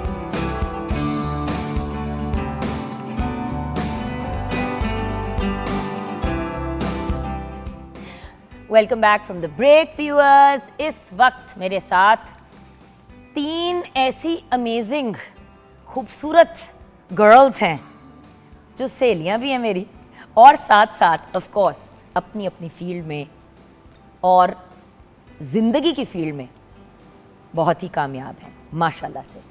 होता ही है कि व्यूअर्स, कभी कभी कुछ ऐसे टॉपिक्स होते हैं जिनके बारे में हम बड़े अरसे से बात कर रहे होते हैं। पिछले कोई साल से हम बात कर रहे हैं कि टीन्स में जो मसाइल होते हैं उस पर हम बात करें, और हमें समझ नहीं आ रही थी कि किनको बुलाएं। फिर एकदम से एक लाइट जली कुछ दिन पहले कि 1 मिनट, हैं ऐसे लोग जो हमें गाइड कर सकते हैं कि टीनेजर्स, अब टीनेजर्स कौन है? 12 साल की उम्र से लेके 21 साल की उम्र। लेकिन हमारे यहाँ जो टीनेज में हम कहते हैं प्यूबर्टी हिट कर जाते हैं या एडोलेसेंस हिट कर जाते हैं। एडोलेसेंस की प्रॉब्लम ये है कि वो बच्चियां तो कभी कभी 9 साल की उम्र पे भी हिट कर जाती हैं, स्पेशली पाकिस्तान जैसे मुल्क में 8-9 साल पे भी सुनने को मिल जाता है कि एक बच्ची जो है उसकी जो है वो मंथली साइकिल वगैरह स्टार्ट हो गई। सो व्यूअर्स, इस स्टेज पे बच्चों के साथ क्या करना चाहिए? हम इतने बच्चों की बात करते हैं, नन्हे टीने बच्चों की, और हम बात करते हैं जवान लोगों की। हम ये भूल जाते हैं कि टीनेज का टाइम कितना मुश्किल होता है। तो आज जो हमारे एक्सपर्ट्स हैं, हमारे उस्ताद हैं और बड़े ही खूबसूरत लोग हैं, आइए उनसे मिलते हैं। हमारे साथ प्रोफेसर डॉक्टर शाहीना आसिफ हैं। आप एज़ यू नो उस्तादों की उस्ताद हैं। आज हमारे लिए वक्त निकाला स्पेशली। मेरी बहुत ही प्यारी माँ और गायनेकोलॉजिस्ट हमारे साथ हैं। अस्सलाम वालेकुम। आपने नोटिस किया मैं गायनेकोलॉजिस्ट पहले आपको अपनी माँ कहती हूँ, पहले ये आप नोट कर लें। अच्छा, and then we have another young lady with us जिनको हर किसी की अम्मी बनने का शौक़ है। जो इनकी अपनी उम्र के भी होते हैं उनको भी अपना बच्चा बना लेती है, लेकिन हम सबकी best friend, smiling, happy, positive. और मेरे ख्याल से हर एजुकेशनलिस्ट और हर स्कॉलर को ऐसा ही होना चाहिए, क्योंकि फिर हर इंसान का जी चाहता है सीखने को। Educationalist, scholar, trainer, life coach. आप फॉर्मर वाइस चांसलर हैं at the university of home economics. माशाल्लाह से आपको तमगा इम्तियाज़ से भी नवाजा गया रिसेंटली। प्रोफेसर डॉक्टर कंवल अमीन, अस्सलाम वालेकुम। Thank you so much. Walaikum assalam. And I am also known as her chamchi, which is also true. I am the spoon of two people, right and left. अब आपके साथ मेरी सहेली बैठी है, इसके साथ अब मैं ज़रा कैजुअली बात करूंगी। सहेली ठीक हो? अल्लाह का शुक्र, बिल्कुल ठीक। तो हमारे साथ हैं बहुत ही प्यारी डॉक्टर बिस्मा एजाज। आप माहिर नफ्सियात हैं, आप साइकोलॉजिस्ट हैं, असिस्टेंट प्रोफेसर हैं डिपार्टमेंट ऑफ अप्लाइड साइकोलॉजी की। अस्सलाम वालेकुम। वालेकुम अस्सलाम जुगन। आपसे बात अब बाद में होगी, पहले हम श्योर उनसे बात करेंगे जिन्होंने हमसे ज़रा ज़्यादा पढ़ा हुआ है। तो डॉक्टर साहिबा आपसे बात शुरू करेंगे। डॉक्टर शाहिना, मेडिकल फील्ड में, और मैं चाहूँगी कि of course being a professor और आपका इंटरेक्शन सिर्फ गायनेकोलॉजी से तो काम, हर चीज़ में ही आप माहिर रही हैं, then you have your own hospital also. ये जो प्यूबर्टी की एज है, चलें कहते हैं 9 साल से लेके कोई 18 साल तक, उसमें क्या मामलात होते हैं? सीधी बात है, बच्चे दीवाने क्यों हो जाते हैं, यही हमें बता दें, मुझे समझ नहीं आ रही। इंटरनल कुछ चल रहा होता है या सिर्फ दिमागी मसाइल होते हैं? जी, एक्चुअली आप बात कर रही हैं एडोलेसेंस की। Adolescence, puberty. सो एडोलेसेंस की एज जो उम्र जो है वो हम कहते हैं तकरीबन 8 साल से लेके 19 साल तक है। 8 से 19। ओके। और प्यूबर्टी हम कहते हैं उस स्टेज पे जब बच्चा जो है मेल हो या फीमेल हो, वो रिप्रोडक्शन में जा सकता है, यानी कि अब वो बच्चे पैदा कर सकता है। तो प्यूबर्टी की एज वक्त के साथ साथ ड्रॉप हुई है। पहले 12 साल होती थी, 12 से 18 13 साल होती थी, अब 8 और 9 साल पे भी है। सो जो एडोलेसेंस है, इसका बड़ा एक साइंटिफिक बिहेवियर होता है, बिकॉज़ जितने भी बच्चे जब पैदा होते हैं वो अपने सेक्सुअल ऑर्गन्स और सेक्सुअल ग्लैंड्स के साथ पैदा होते हैं। बिल्कुल। लेकिन वो इनएक्टिव होते हैं या वो कम फंक्शन कर रहे होते हैं। इसीलिए तो एक एज पे जब हम लोग छोटे होते हैं, अनलेस कोई लड़की बहुत ही गर्ली हो और लड़का बहुत ही लड़का हो, तो आपस में सारे खेल कूद रहे होते हैं, किसी को नहीं होता ये हाँ लड़का ये लड़की। हाँ जी। लेकिन एक स्टेज ऐसी आती है जिसको हम एडोलेसेंस कहते हैं। एडोलेसेंस को हम 3 हिस्सों में डिवाइड करते हैं, early adolescence, middle and let. Early में बच्चों को सिर्फ रिकग्निशन आ रही होती है कि हम कौन हैं। उनके अंदर जेंडर रिकग्निशन आती है कि हम लड़के हैं, हम लड़की हैं, या हम क्या हैं। और फिर उनके अंदर अपनी एक रिकग्निशन होती है कि हमारी बॉडी पार्ट्स कौन से हैं। और फिर जब प्यूबर्टी आ जाती है, जब बच्ची जो है उसके साइकिल शुरू हो जाता है, या लड़के को ये पता चलता है कि हाँ वो डिफरेंट है, तो उस स्टेज पे वो प्यूबर्टी है। और फिर प्यूबर्टी के बाद का जो टाइम है वो काफ़ी कॉम्प्लिकेटेड सा टाइम होता है, बिकॉज इन बच्चों के अंदर बड़ी तेज़ी से चेंजेस आ रहे होते हैं। व्यूअर्स, हार्मोन्स बड़े रिलीज हो रहे होते हैं जी, और कुछ जो ऐसे हार्मोन्स रिलीज होते हैं जिनसे इनके अंदर ना एक क्यूरियोसिटी पैदा होती है। हाँ जी। कि ये अगर ये चीज़ है तो इसका क्या काम है। व्यूअर्स, सॉरी, आई नो कि ये एक स्टेट चैनल है, लेकिन ये एक बहुत बड़ी प्रॉब्लम है आजकल हमारे माशरे में कि माँ बाप भी नहीं रियलाइज़ करते। बच्चे प्यूबर्टी के स्टेज को क्रॉस करके आगे चले जाते हैं, बीच में हज़ारों मसाइल होते हैं, कहते हैं पता नहीं ये ऐसे क्यों कर रहा है, पता नहीं ये क्यों ऐसे कर रही है, एनू वेखो अजीबो गरीब चीज़ां वेख रहे हैं।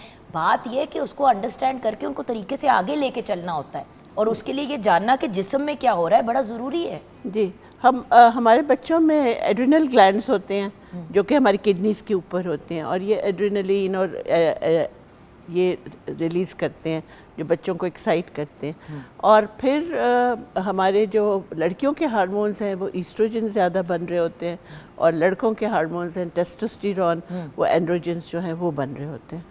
तो ये जो हार्मोन्स की रिलीज़ है, ये साथ साथ आपके जो एग्स की डेवलपमेंट है उनकी भी शुरू हो जाती है।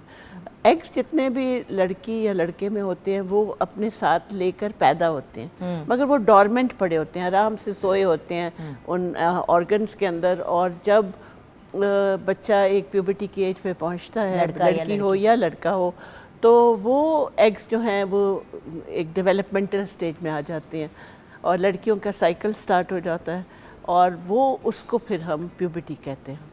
अब व्यूअर्स आप सोचे कि जिस्म में ये सारा कुछ चल रहा है, एक थरथल्ली मची हुई है अंदर, अब अगले अजीबोगरीब हरकतें नहीं करेंगे तो और क्या करेंगे मैम?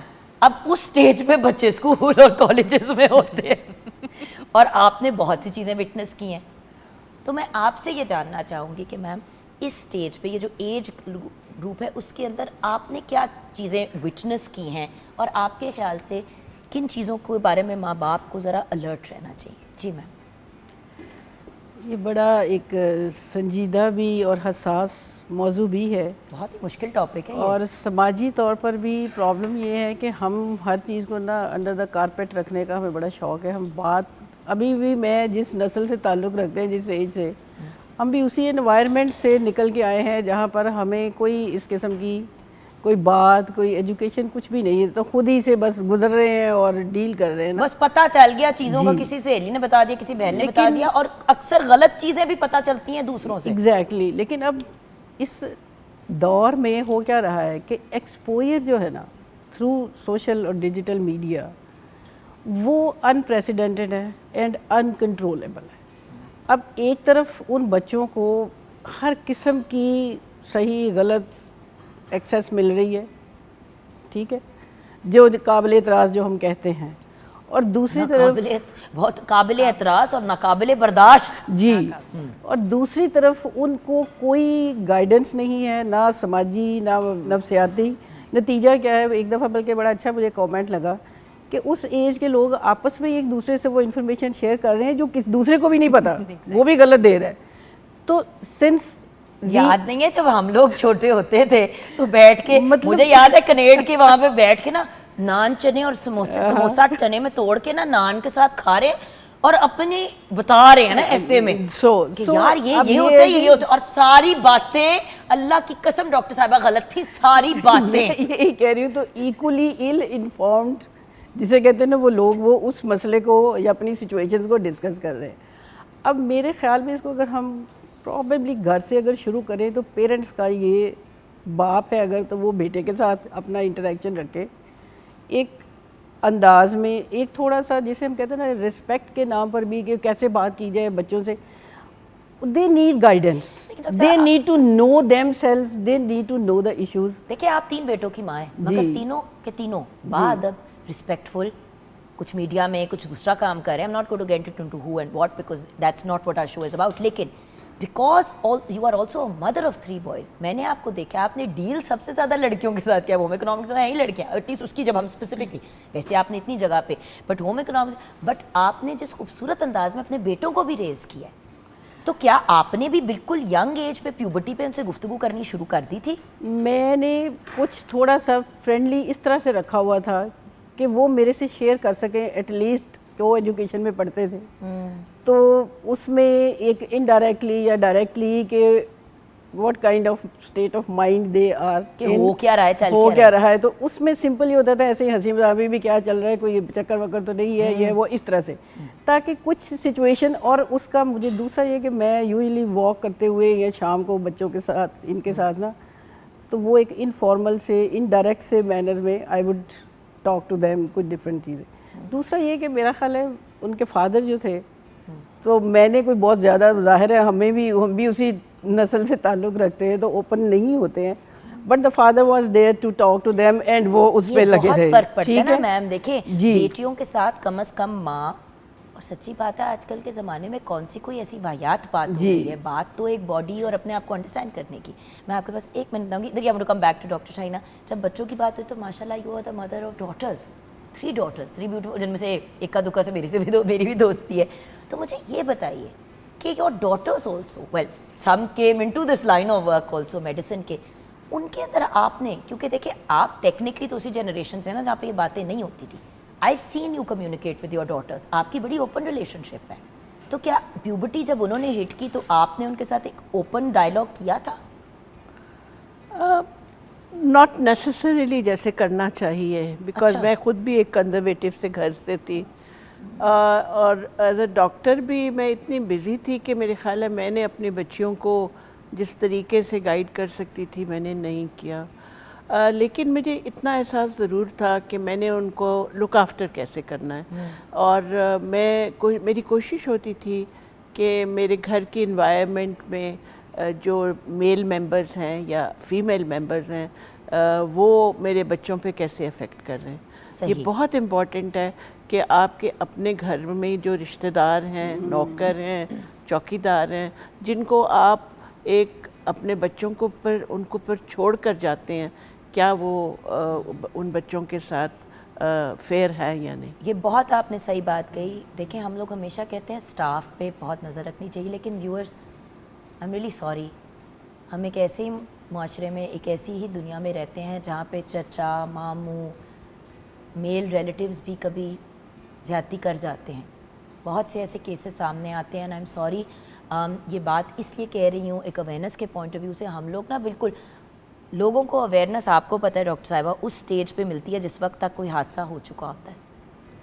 सो एजुकेशन के पॉइंट ऑफ व्यू से आपने अपने बेटों को तो बड़े तरीके से लेके चली, लेकिन जब आपके पास स्टूडेंट्स आते थे तो वो किस किस्म के मसाइल आपके साथ शेयर करते थे? स्टूडेंट्स के जो है ना, बल्कि एक मैं समझती हूँ एज एजुकेशनिस्ट, एक तो देखिए हम एक क्लासरूम एनवायरनमेंट में होते हैं ना, नो वन कैन डिस्कस और ना कोई बताता है आपको या कुछ है।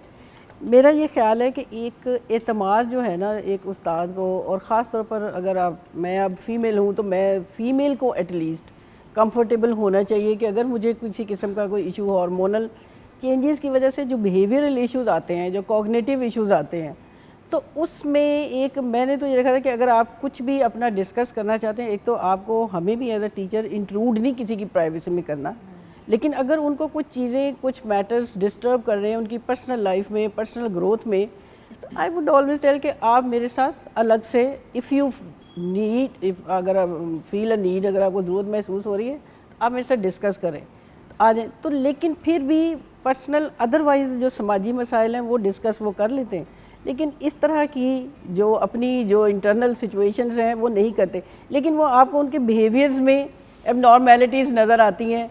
मेरा ये ख्याल है कि उसको, जैसे अब दुनिया में हो रहा है लेकिन हम नहीं करें, किसी न किसी सटल तरीके के साथ उनको एक अवेयरनेस जो है ना वो हमें देने की ज़रूरत है। आज के दौर में तो बहुत है, हमारी नस्ल का तो जैसे तैसे हमने गुजारा कर लिया, tradition, but now it is time कि उनको अपने होने का एहसास, अपने आप को कैसे ग्रो कर रहे हैं, और जो उनको नफ्सियाती तौर पर भी जो उलझने आ रही हैं उसकी, अभी आपने कहा ना कि या ये या वो, आई थिंक ये बोथ आर रिलेटेड। वो फिज़िकल जो है ग्रोथ जो है वो साइकोलॉजिकल उनके इश्यूज़ के साथ रिलेटेड है। तो हम ब्रेक की तरफ बढ़ेंगे। ब्रेक के बाद जब वापस आऊँगी तो डॉक्टर साहबा आपसे मैं ये जानना चाहूँगी, डॉक्टर बिस्मा, कि जैसे कि हम बार बार बिहेवियरल कॉग्निटिव चीज़ों की बात करें तो वो आप एड्रेस करें और उसके बाद सोल्यूशन की तरफ चलते हैं। देखिए व्यूअर्स, आपको भी पता है कि क्या मसाइल हैं और क्या नहीं है, हमें भी पता है कि क्या मसाइल हैं क्या नहीं है। सबसे बड़ी प्रॉब्लम ये है कि हमारे बच्चे आजकल की इंफॉर्मेशन टेक्नोलॉजी की दुनिया में हर चीज़ ऑनलाइन जान लेते हैं और माँ बाप कम्युनिकेट नहीं करते। ये आपको बड़ी चीज़ें बताता है लेकिन क्लैरिटी नहीं देता। कन्फ्यूजन में बच्चे कभी कभी गलत कदम उठा लेते हैं, गलत मिसडायग्नोसिस अपना कर लेते हैं। सॉरी व्यूअर्स, मैं तो उन लोगों को भी जानती हूँ जो 40-40 साल की उम्र के हैं, उनको कोई मेडिकल प्रॉब्लम हो रही है, और ब्रेस्ट कैंसर क्लासिक एग्जांपल है। क्यों लेट डिटेक्शन होती है, क्यों तीसरे चौथे स्टेज पे जाके बात पहुँचती है? क्योंकि फर्स्ट सेकंड स्टेज पे अगर गिल्टी महसूस हो रही है तो औरत एम्बेरस हो रही है कि मैं किसको कहूँ और किसको बताऊँ, वो शोहर को भी नहीं बताती और फिर मामलात बिगड़ जाते हैं। सो ब्रेक की तरफ जाएंगे। ब्रेक के बाद जब वापस आएंगे, कैसे हम अपने यूथ को, इन प्यारे प्यारे बच्चों को एक खुशहाल और पॉजिटिव ज़िंदगी दे सकते हैं, उनकी ज़िंदगी में एक अच्छी एडिशन डाल सकते हैं। ब्रेक के बाद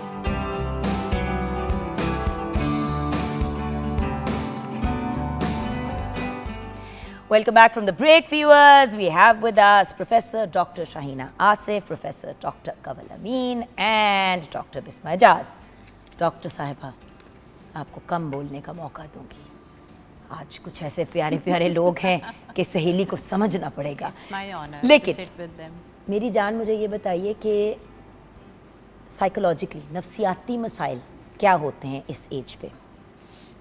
अच्छा, प्यूबर्टी जो है ना, या एडोलेसेंस जो एज है, वो बेसिकली सबसे ज़्यादा खूबसूरत भी होती है और सबसे ज़्यादा डेंजरस भी होती है। मैं बहुत एस्टीम्ड लोगों के साथ इस वक्त बैठी हुई हूँ और बहुत प्रिविलेज्ड फील कर रही हूँ।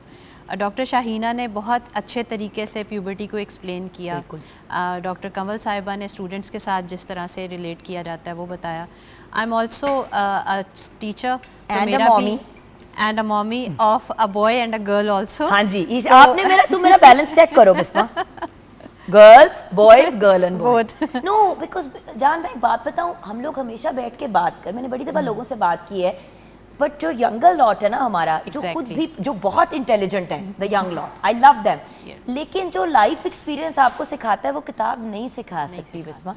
माँ बनने के बाद ही एहसास हुआ कि माँ होती क्या है। एग्जैक्टली। तो मैं दो बातें करना चाहूँगी। एक तो ये कि प्यूबर्टी ऑब्वियसली एक ऐसा इन्फ्लिक्टिंग किस्म का पॉइंट होता है आपकी लाइफ में जिसमें आपकी बॉडी में हार्मोनल चेंजेस भी हो रहे हैं और उसकी वजह से आपके जिस्मानी खदोखाल जो है उस पर भी चेंजेस आ रहे हैं। जैसे जैसे आप फिज़िकली ग्रो करना शुरू करते हो डिफरेंटली, बॉय डिफरेंटली ग्रो करता है, गर्ल डिफरेंटली ग्रो करती है, उसी तरह से साइकोलॉजिकली भी आप अपनी पर्सनालिटी में चेंजेस देखते हैं। इस एज का इस स्टेज का जो एडोलेसेंस एज है, इसको हम डिफ़ाइन करते हैं साइकोलॉजिकल टर्म में, जिसमें आइडेंटिटी वर्सेस रोल कन्फ्यूजन का एक सेगमेंट होता है। आइडेंटिटी तो सबको पता होती है कि मैं लड़की हूँ और मैं लड़का हूँ, लेकिन जहाँ पे एक कॉन्फ्लिक्ट हिट करता है या एक तज़ाद आता है वो रोल कन्फ्यूजन की बात होती है। तो लड़के और लड़कियाँ जब जिस्मानी तौर पे ग्रो करते हैं और उनके अंदर हार्मोनल चेंजेस जो हैं वो भी हो रहे हैं, एड्रेनलिन बहुत तेज़ी से रश कर रहा होता है, तो उनके अंदर कुछ साइकोलॉजिकल और बिहेवियरल प्रॉब्लम्स अपीयर होना शुरू हो जाते हैं, जिसको शायद मैं और आप जिस एज से हम बिलोंग करते हैं हम अंडरस्टैंड करते हैं, लेकिन जो जनरेशन एक्स के पेरेंट्स हैं वो उसको अंडरस्टैंड वैसे नहीं करते थे। मैं तो अपने, अगर हम पेरेंट्स की कैटेगरी वगैरह, उनसे थोड़े ये लोग छोटी हैं गर्ल्स, वो हमारी जो दोनों आई हैं, बट द पॉइंट इज जो सबसे चिल्ड आउट है उनको इनवाइट किया।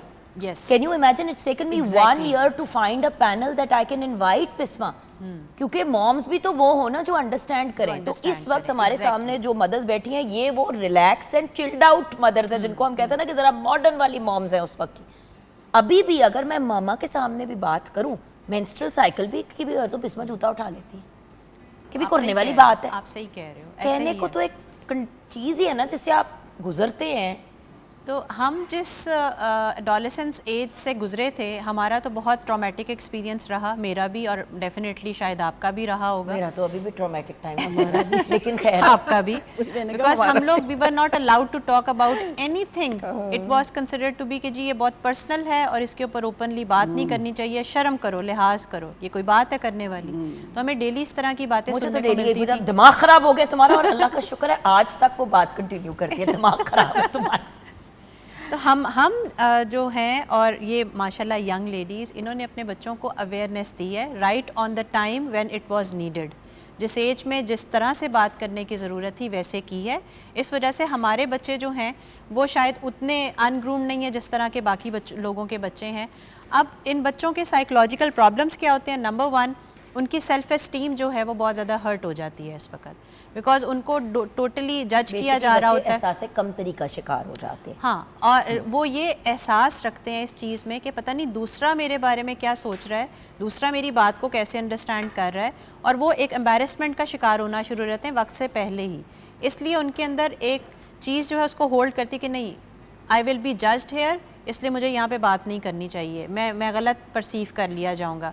बच्चों में डिप्रेशन कॉज होना शुरू हो जाता है। लेकिन एक बात बताऊं, as a mom also and you are also a mother, इस स्टेज पे यार लड़के लड़कियां बड़ी बदतमीज हो जाते हैं, या बदतमीज हो जाते हैं या बुत बन जाते हैं कसम से, या तो बिल्कुल ही सीक्रेटिव हो जाते हैं और माँ बाप के साथ कम्युनिकेशन छोड़ देते हैं। मैं अभी एक्सट्रीम्स की बात कर रही हूँ। अल्लाह का शुक्र है बहुत से ऐसे होते हैं, एक ही घर में 3 बच्चे होते हैं, 2 बच्चे नहीं तंग करते, एक पागल कर देता है आपको, जैसे कि मैं। अस्सलाम वालेकुम, हेलो मामा। बट बात नहीं, मैं मानती हूँ, मैं मिडिल चाइल्ड थी, मैंने बहुत पागल किया अपने पेरेंट्स को, बहुत पागल किया, और अपने पेरेंट्स को, और फिर जिन्होंने मुझे गोद भी लिया उन पेरेंट्स को भी। सामने बैठी हुई हैं इसीलिए अपना सर खुजाना शुरू हो गया डॉक्टर शाहीना। इनको पिछले कोई 15 साल में मैंने बुरा किया और किसी चीज़ से नहीं किया। रात के 2 बजे फ़ोन करती हूँ पागल करने के लिए। जी जुगन, इसमें जो है ना सबसे बड़ा रोल है सोशल का क्या मीडिया करें? का। वो जो घर दरवाजा बंद करके धाड़ करके बाहर निकल गए, वो सोशल मीडिया की वजह से आई है। हमारे ज़माने में हमारे पास फ़ोन्स नहीं होते थे और हम देखते नहीं थे कि कैसा बिहेवियर शो किया जा रहा है। अब बच्चे जो है वो देखते हैं और उससे लर्न करते हैं कि ओके फाइन। बिस्मा मैं भी घर छोड़ के गई थी 15 साल की उम्र पे, वो और बात है कि साथ आप वाले घर गई थी, खाला के घर ही गई थी, साथ वाले घर, वो 1-1.5 घंटा मुझे ढूंढना पड़ा तो बड़े परेशान हुए। कहने को तो मैं भी घर छोड़ के गई थी साथ वाले घर। thousands और hundreds और मे बी nth नंबर। हाँ वैसे इट्स ट्रू, उस वक्त ऐसे नहीं होता था। अब तो 14 साल का बच्चा धड़ल करके दरवाजा बंद करके बाहर निकला, कहाँ गया किसी को नहीं पता। एग्जैक्टली। अच्छा, दूसरी एक बहुत इंपॉर्टेंट चीज़ जो मैंने एज अ साइकोलॉजिस्ट इस एज में बच्चों में देखी है, वो ईटिंग डिसऑर्डर्स जो है ना वो बहुत ज़्यादा प्रेवलेंट होना शुरू हो गए। पीक पे जा रहे हैं। एक बच्ची जो 15 साल की है वो हार्डली मेरा ख्याल है उसकी वेस्ट 12 इंच होगी एंड स्टिल शी परसीव्स के शी इज़ द मोस्ट बल्कि women on earth. This is something which is prevalent in these kids, जो बहुत अलार्मिंग है। और बाय द वे पहले सिर्फ लड़कियों में होती थी, अब लड़कों में भी है।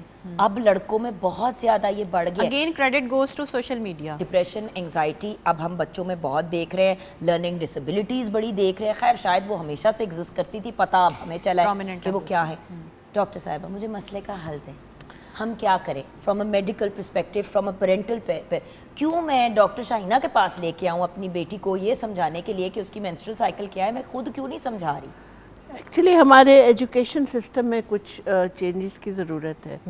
हम अपने छोटे बच्चों को फ्रॉग पढ़ाते हैं, कॉकरोच पढ़ाते हैं, उसका हम लाइफ साइकिल पढ़ाते हैं, उसका रिप्रोडक्टिव सिस्टम भी पढ़ाते हैं।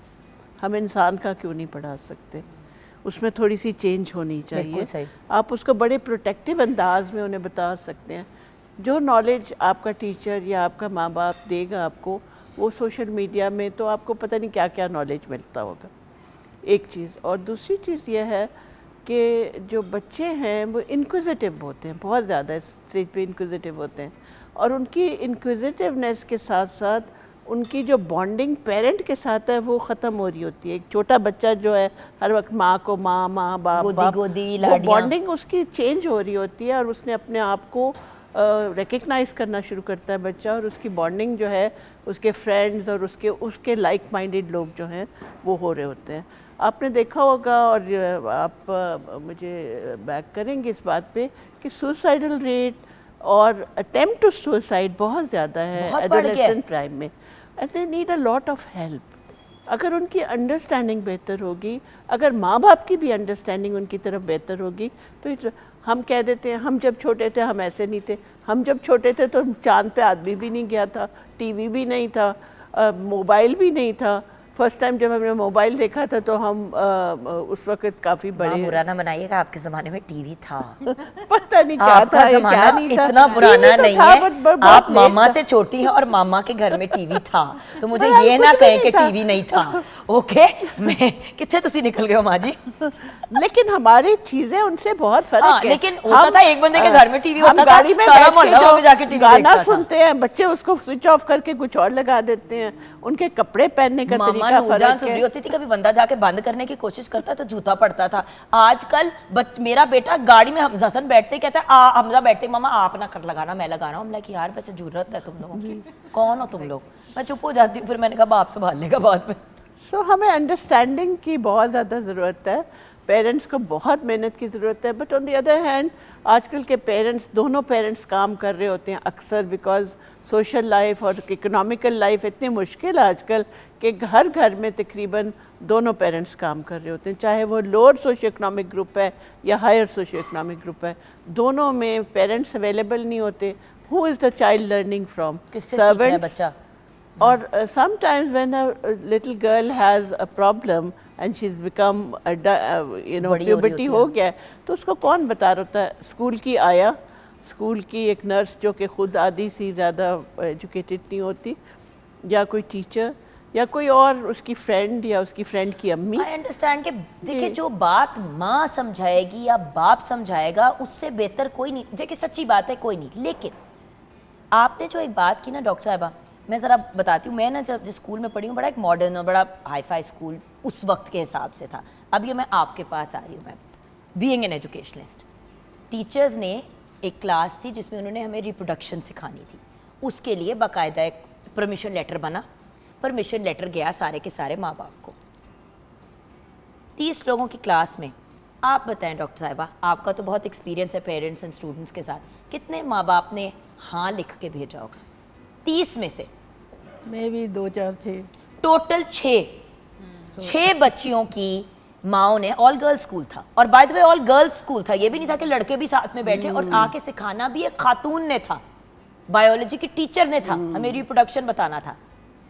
30 में से 6 बच्चियों को इजाजत मिली, जिनमें से एक मैं और मेरी एक और फ्रेंड थी, और हम दोनों को इजाजत इसलिए मिली क्योंकि तीसरी की माँ ने फोन करके कहा कि गज्जो, मेरी अम्मी को गजाला कहते हैं, कि गज्जो या तो तुम समझा दो रिप्रोडक्शन इसको या हम या स्कूल वाले सिखा दे।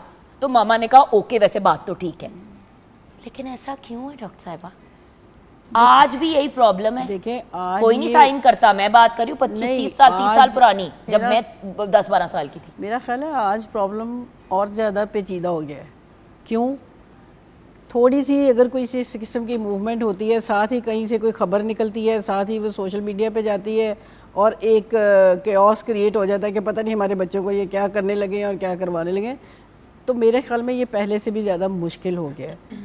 लेकिन अभी जो आप बात कर रही थी ना, मुझे ये लगता है कि वो जो इतने स्ट्रेस में और गुस्से में आते हैं, इस उम्र का जो मेरी ऑब्जर्वेशन है, ना तो मैं ये डॉक्टर हूँ ना ये डॉक्टर हूँ, लेकिन आप खुद भी अपने आप को रिकॉल करें, उस उम्र में जितनी ज़्यादा अटेंशन और प्यार चाहिए होता है, लेकिन चेंजेस आप में आ रही होती हैं, आपके बिहेवियर उतने कोई अच्छे नहीं होते, तो मुझे ये लगता है फिर जो पेरेंट्स अगर बहुत स्ट्रिक्टनेस करते हैं, ये क्या कर रहे हो, तुम्हारा तरीका ये क्या है, और उसमें एक रूडनेस होती है ना, they can not take that rudeness, तो उसमें एक जो नीड है ना टू बी लव्ड, वो बढ़ जाती है। कि कोई प्यार करे, कोई तो गले, और जो प्यार करता है वो उसके डगर लग असल जाते में हैं। बात यही है कि वो एक एप्रिसिएशन और आपकी वो तारीफ़ें और मोहब्बत और उसकी ज़रूरत बढ़ती है, और पेरेंट्स की और रिस्पॉन्सिबिलिटी और आती है कि अगर, मैं ये नहीं कहती जो वो कर रहे हैं करने दो ऑब्वियसली, लेकिन एक वो बात ये है कि उसी बात को अगर आप डांट के या उस तरह से कहते हैं तो उसका इम्पैक्ट कोई पॉजिटिव तो होगा नहीं, लेकिन नेगेटिव ज़रूर होगा।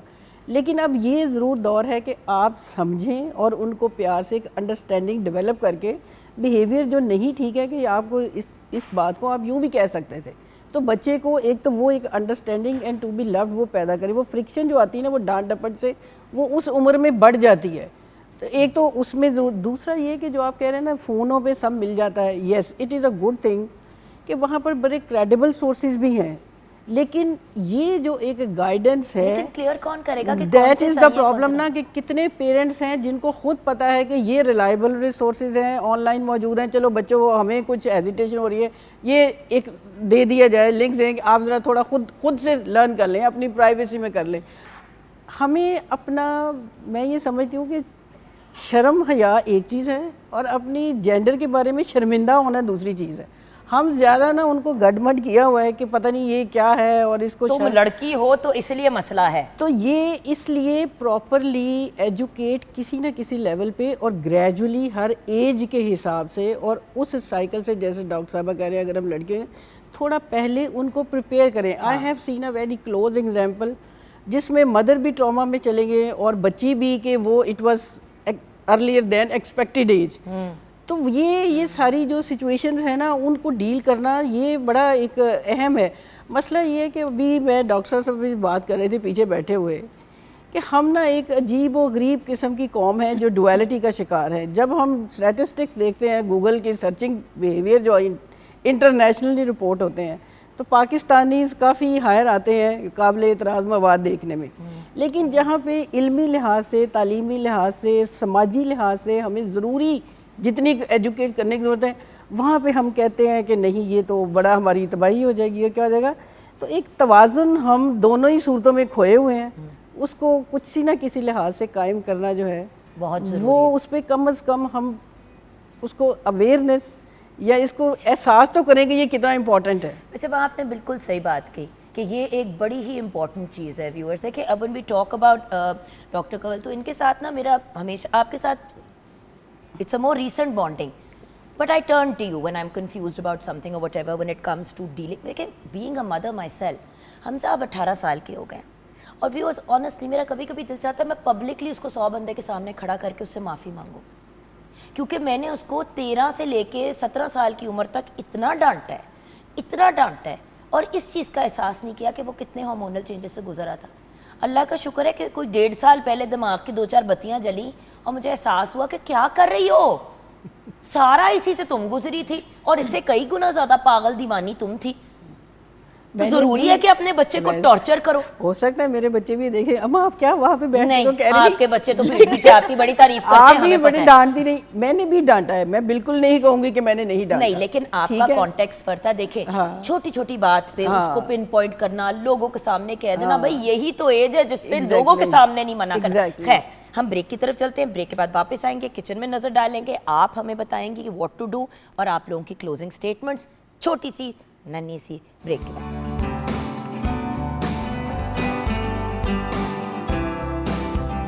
Welcome back from the break viewers. Kitchen में नजर डालते हैं, इस सब बातचीत में हमारा खाना ना रह जाए।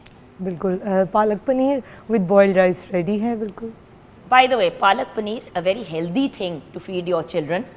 High in iron, palak paneer से आपको एक लेवल, पालक से अपने बेनिफिट्स, बट उसको पका पका के उसका बेड़ा नहीं गर्क करना कि उसके अंदर के सारे न्यूट्रिएंट्स खत्म हो जाएं। और ज़रूरी नहीं है कि हर वक्त गोश्त की तरफ ही आपका रुझान हो। अब अगर आप देखें तो ये एक बड़ी अच्छी कार्ब एंड प्रोटीन की कॉम्बिनेशन है विद न्यूट्रिएंट्स एज वेल, अगर इसको सही तरीके से बनाएं तो। वापस आते हैं यहाँ पे। बाय द वे, इस स्टेज पे जिसकी हम प्यूबर्टी की बात कर रहे हैं, एडोलेसेंस की बात कर रहे हैं, उस पर खुराक भी अच्छी लेनी बड़ी ज़रूरी है, जिसको कोई बॉदर ही नहीं करता। और आपने आपने इसकी भी बात की कि बहुत से लोगों को बॉडी इमेज इश्यूज भी हो जाते हैं, करें क्या? अच्छा, मैं दो बातें अगेन कहूँगी। एक स्टेज है एडोलेसेंस में बच्चा एंटर होने वाला हो, उससे पहले उसकी अवेयरनेस कैंपेन शुरू कर देनी चाहिए पेरेंट्स को।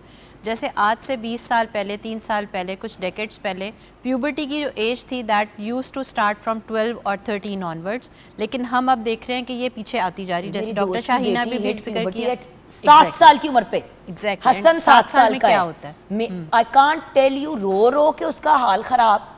वो जाके उसने कुछ 4 गायनेकोलॉजिस्ट को जाके चेक कराया।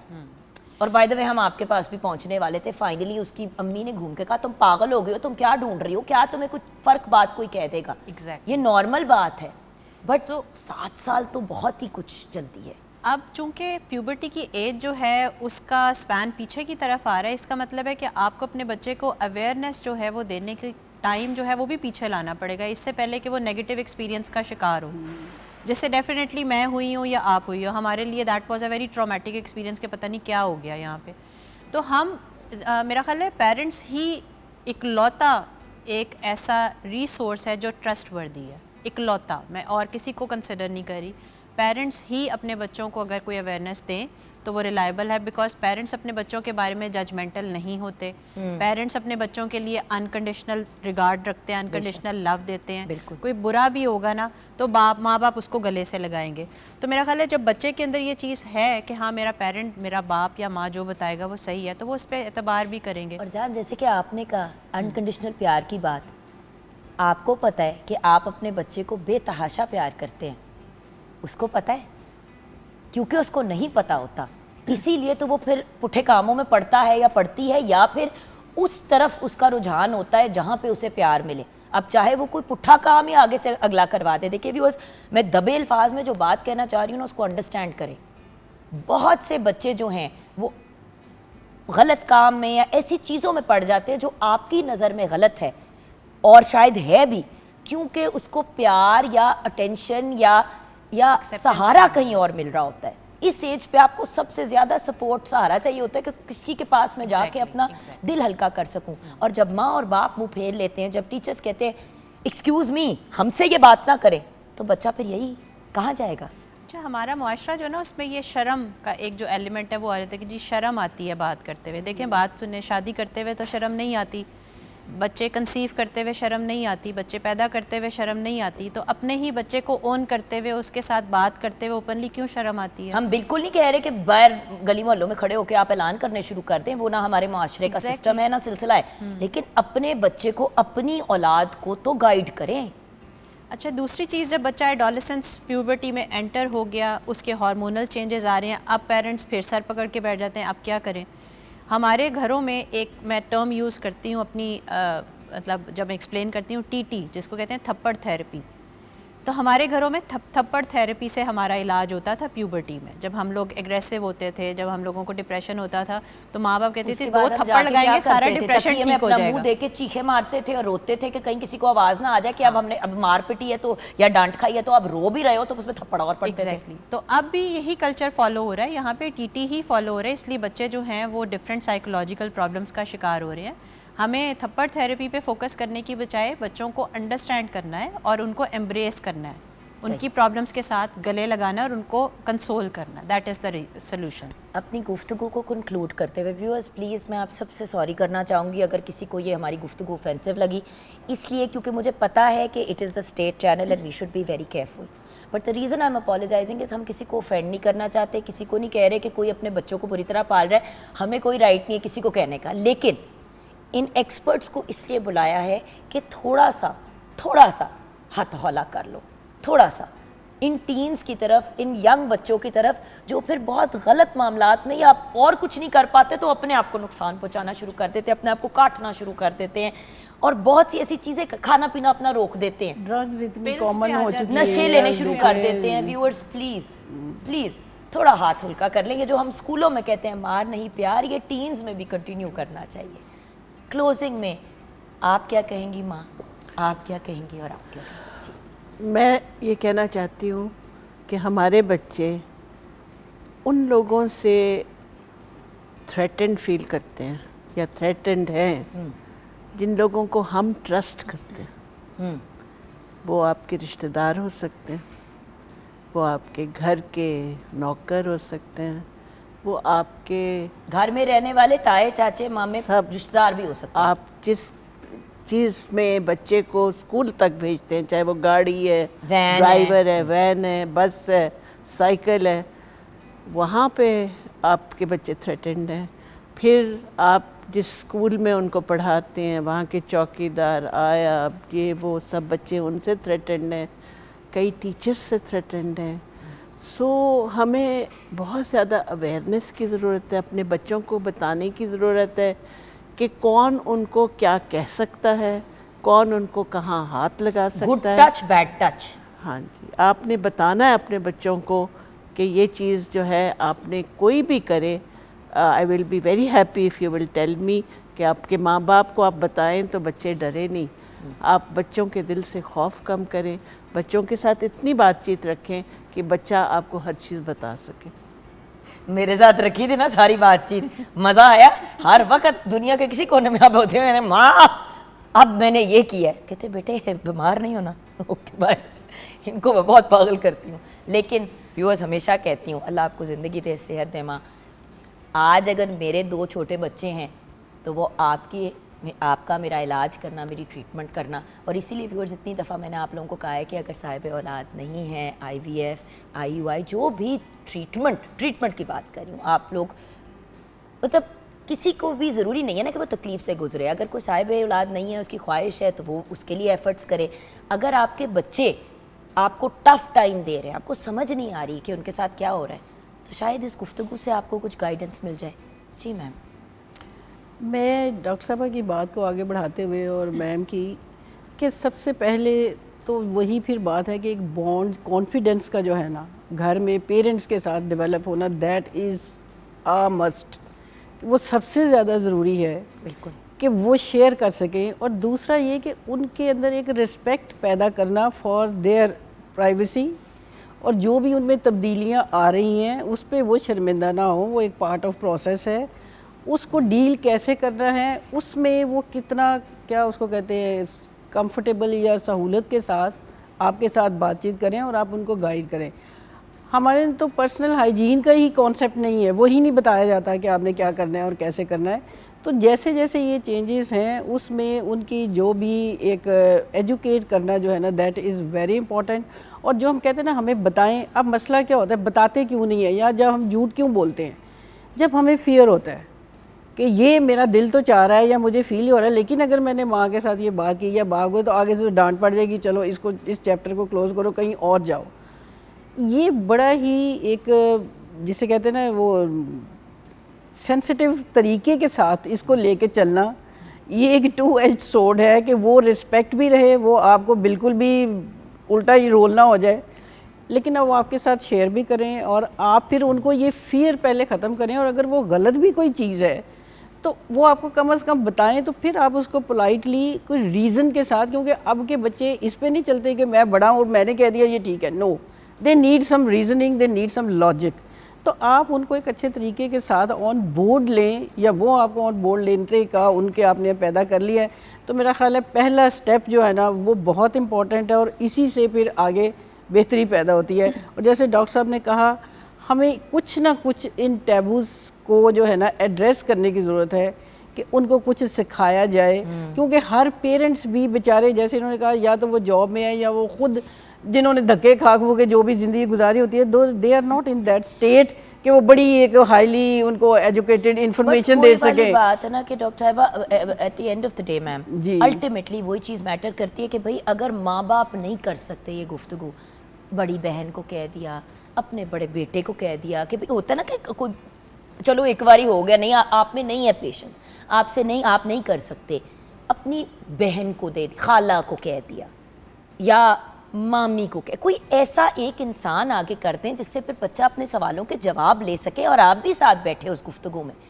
बट जब हवा बनाते हैं ना किसी चीज़ को, तभी बिस्मा मसला ख़राब होता है। अच्छा, मुझे तो एडोलेसेंट्स जो बच्चे हैं ना वो बिल्कुल फूलों की तरह लगते हैं। मैं उनको एग्जांपल इस तरह से एक्सप्लेन करूँगी कि जिस तरह आप अपनी क्यारी में फूल लगाते हैं ना, तो उसके पानी का, उसकी रोशनी का, उसकी हर चीज़ का आप ध्यान रखते हैं। ये एडोलेसेंट्स भी फूलों की तरह ही होते हैं। इनके पास से तेज़ हवा भी गुजर जाएगी तो ये पंखड़ियाँ इनकी टूट जाएंगी। अब एडोलेसेंट्स जो है वो जिस हद तक अपनी लाइफ में अप्स एंड डाउन्स फेस कर रहे होते हैं, वो आपके पास नहीं आएंगे तो किसके पास जाएंगे। तो दिस इज़ द टाइम कि you embrace them, you love them unconditionally. अगर वो कुछ बुरा भी करके आ जाते हैं तो they are at the end of the day your kids, और वो आपके पास आ रहे हैं, दैट मीन्स कि वो आप पे ट्रस्ट करते हैं। तो आप उनका ट्रस्ट ना ब्रेक करें, और मेरा ख्याल है उनके उस कन्फेशन से वो एक बेहतर इंसान भी बनेंगे और एक ट्रस्ट वर्दी खुद एज अ ह्यूमन बीइंग भी डेवलप होंगे। Thank you so much all of you. Today I am extremely honoured. होता ना कि एक बंदा आंदा तो बंदा तीन बहुत ही बड़े बड़े और प्यारे प्यारे लोग आज हमारे साथ हैं। God bless you and thank you so much for your time. Thank you for having us. So this is another. This is also a privilege for us. जी शुक्रिया मिस इलियास। खाना दूर से तो अच्छा लग रहा है, अब जायका भी चखेंगे, लेकिन शो के बाद व्यूअर्स इंशाल्लाह ज़िंदगी रही तो फिर आपसे मुलाकात होगी। सिर्फ एक रिक्वेस्ट है, being a problem I won't say x problem child because I am still a problem child for my mother, लेकिन मुझे याद है कि जो भी मैं उल्टा, जो कहते हैं ना, पुट्ठे काम करती थी या ऊट पटांग चीज़ों में पढ़ती थी, वो सिर्फ इसलिए पढ़ती थी क्योंकि एक, घर पे किसी से बात नहीं कर पाती थी, और दूसरी बात, मुझे जिधर से कोई लाड़ प्यार मिलता था ना, मैं उस डगर निकल पड़ती थी, चलो जी फलां तो ये काम करने वो, और अक्सर मुझे डांटे पिटती थी और मार पिटती थी। अगर मैंने एज अ यंग पर्सन अपने पेरेंट्स को रीच आउट किया होता, और अगर थोड़ा सा शायद उन्होंने भी अंडरस्टैंड किया होता, लेकिन अल्लाह का शुक्र है आज मेरा अपनी अम्मी के साथ बॉन्ड बहुत अच्छा है। जो मैं कर सकती हूँ वो ये है कि मैं अपने बच्चों के लिए एक बेहतर माँ बनने की कोशिश करूँ। देखिए, माँ तो मेरे लिए, एक माँ बनना ये पहला ही एक्सपीरियंस था इन लोगों की, राइट।